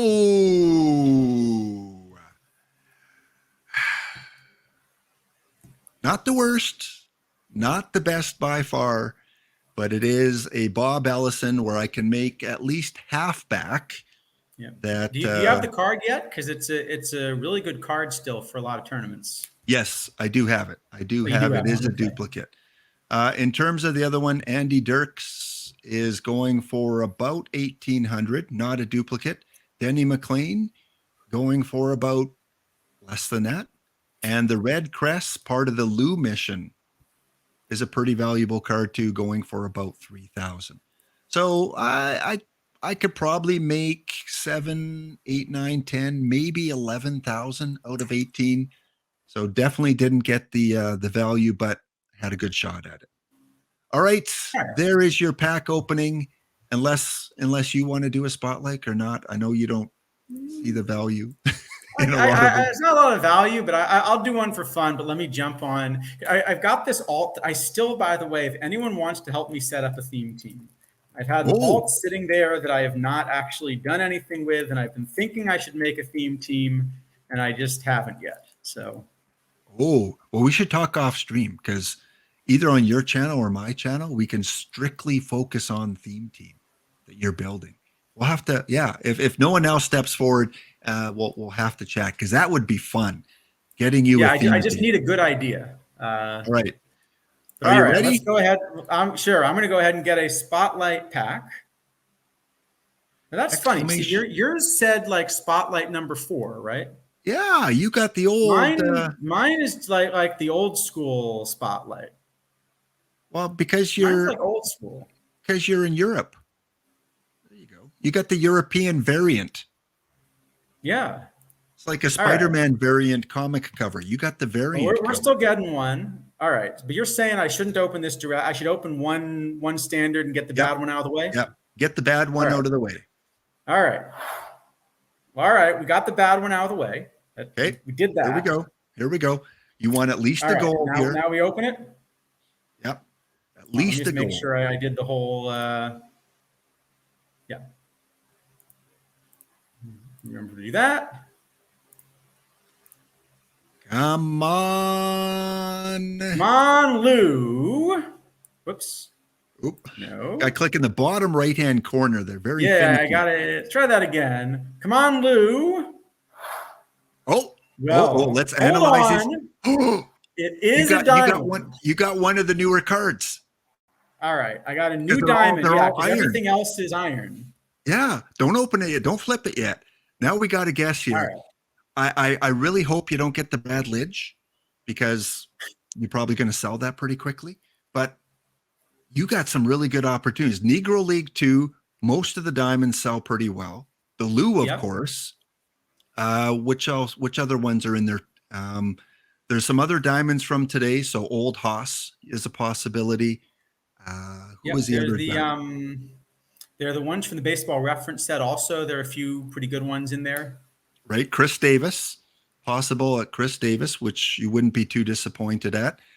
So your diamond's going to be better than my diamond regardless. So let's see. Let's see what you got. All right. Come on, Lou. It is. Oh, that's not bad. Not bad. I think you guys, you and Isadolfo rated him, like a B or something. Yeah, pretty playable. So there you go. For this team where I haven't done much of anything, I think he's actually maybe just my ace. So all is not lost. I really haven't done anything on this. Let me see what I'm running on this team. Yeah, I think he's maybe just now my new ace. Congratulations. So I'll take it. Congratulations. Yes. So 2 spotlight packs open. One was not the worst, not the best. And I think you came close to the break-even point, at least on that. Yeah. I think we probably made a few points there. Well, we're going to raid over to iRock this in a few minutes. I'm going to give you guys 2 more minutes. We got 48 entries for the 5 standard packs. So 2 more minutes to get your entries in. I am back on Monday, and no stream tomorrow from Warbot. So many other streamers that you can catch out there on Friday and on the weekend. And then on Tuesday, I'll be back with my babe in the Matrix as he goes to Colorado. And also another special guest coming up on Tuesday. As I alluded to earlier, Tetsuiji and I are working on kind of a week-long project between our 2 channels. We're going to go back and forth, going to have some giveaways. So check out Tetsuiji this weekend on Saturday. He'll give you all the details. And then on the Tuesday, he will be on my stream to get it underway kind of officially. How many is he going to hit in Colorado? What are you thinking? Well, he hit 60. He tied his personal best of 60 in Cleveland. I would think he's got to hit it, barring injury, he's got to hit at least 70. What are you thinking? 70? Colorado. I don't know. So do you get to run him in, like peak cores, or are you running him in, like modern Colorado? 2023. He's playing like they got the humidor thing going now, right? So it's a little harder to hit home runs. He's got the 2023 Colorado roster, so he's playing with the opening day roster. And we'll see how he does on Tuesday. 30 seconds here, guys, to get entered. Exclamation ticket, exclamation enter. Thank you once again for everyone for watching and putting up with our pack opening and bounty tournaments and participating in the trivia. Huge shout out to Charles for putting together that trivia contest every week and for coming on the channel. I know it's getting late there. And thanks for having me on. Yeah, as Charles and I would both agree to, be kind to yourself, be kind to others, give what you can, take what you need, help out, donate to the charity. You have until Saturday to get entered into those memorabilia giveaways. So $25 can get you into a lot of those giveaway entries, or $100 for the Aaron Judge autographed baseball. Check out their Twitter, check out the forums for the link to that. And Charles, say it with me. It's a great day for baseball. It's a great day. It is a great day for baseball. It is a great day for baseball. Yes. And again, don't go anywhere. We're going to go right over into I Rock This very shortly. And I think I'm rooting for OOTP Developments to win the draw here, just because I'm curious how that plays out. And unfortunately, I can't control my Twitch break right now. I don't want to do the entry right now because the commercial is going to kick in any second. So let's let that play out. So Charles, when you say you're going to go back to Diamond, you said you're going to test a few things out. One is a Jeff Mathis. Is there anything else that you're going to try this week in Diamond or next week? I don't know. I think it depends a little on, kind of what the league looks like, but really, I am more of a tournament player, I think, than a league player. So, since I'm in Perfect League, I'm really trying to give it a shot, but I think I just enjoy the tournaments a little more. Me too. We talked off stream and I'm not really super competitive in my leagues right now because, it's fun. Don't get me wrong. I enjoy it, but I'm just not as invested as I was last year. I think part of it because last year I always felt I had a shot to get to Perfect League, and I did 4 times throughout the cycle. Nice. This year, I'm not feeling like I have that opportunity because so many of the cards that are, I wouldn't say essential, but really, really helpful in getting there, I don't have, and I don't have a chance at getting because I don't want to invest the perfect points into it or the money into it. So I'm more into the tournaments like you are. And we talked off screen. You were in a, I think 128 team tournament yesterday, going into the semis with a worn out bullpen because of extra innings. And you managed to win that, didn't you? Yeah, it ended up. So this is kind of a good thing to know that if you're in a tournament, you can actually save some of these things. You had to take some risks. So what I ended up doing was the whole bullpen was burned out. So I just force benched essentially everybody but one pitcher. And I figured this is a good opportunity to bench, a lot of guys that need rest and, the lineup as well. And just, okay, we're going to lose game 1, but I'm going to try to make sure that for game 2, we're kind of on equal footing. So if you notice that's the kind of bailout you can try. Fantastic advice. Sacrifice one game rather than, losing the whole series because you have no arms the whole series. So try that out. If you need, just sacrifice game 1. And since you won the tournament, who was your choice in the choice pack? I got a Bancroft, which I thought was going to be exactly the card I needed. He actually has not done that well for me in a small sample yet, but there's still time, right? And as you said on your stream, he's probably a card more long game rather than short term. Yeah, but the crazy thing is, because for Bancroft, I was really expecting to get a glove with like a little bit of a bat attached. And his glove actually has not been good for me so far, which is strange. Oh, he's made 6 errors in 21 games, and his zone rating, like the range is just a hair above average. But I'm looking, there are 2 other Bancrofts I see in the league, and one of them like has already saved 15 runs defensively in half a season or something. So like just his glove is worth like 3 wins by the end of the season. So all right, I'm hoping my Bancroft will do that, but so far he hasn't. Congratulations. Great card. I know the Pouliot or Poulier card is another great one in perfect choice packs. 10-second countdown here, guys. 10 seconds to get entered. Exclamation ticket, exclamation enter. 9, 8, 7, 6, 5, 4, 3, 2, 1. Giveaway is closed. 68 entries. Good luck to everyone. 1 winner, 5 packs. Leave your perfect team name in the chat or whisper it to me. Congratulations to the Male Gamer. All right. Male Gamer. Although I got to admit, I really was rooting for OOTP developments on that. That would have been funny. Yeah, that would have been a clippable moment right there. So the Male Gamer, first we got to check that the Male Gamer is still in chat because you have to be here to win it. So Male Gamer, I'm going to give you about a minute here as we close off to acknowledge that you are here. Otherwise, we're going to draw someone else. There you are. See him. All right. So either whisper me or put it in the chat here. Thank you again, Charles. Thanks everyone for following, watching, everything that you do to help support my channel and Charles's channel. Again, go check out Warbot. Last episode was, I believe, the breakdown of the NEL and tournament batch. We may have gone a little bit long on the last stream, but it only went 7 hours. There were a lot of cards.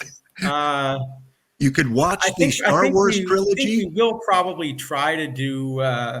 We may try to do a stream tomorrow, but as I was saying, we've got to go burn a witch. It's an important tradition. So yes, we definitely will not be able to start the stream until the witch has been properly burned and all that. Okay. Stay away from the fire, Charles. We need you back next week. Thanks, everyone. Stay tuned. I'm going to take you over to I Rock This, where if you didn't get all your packs, you can get them from watching I Rock This and his stream. Have a wonderful day, and we'll see you next episode. Thanks a lot. Bye.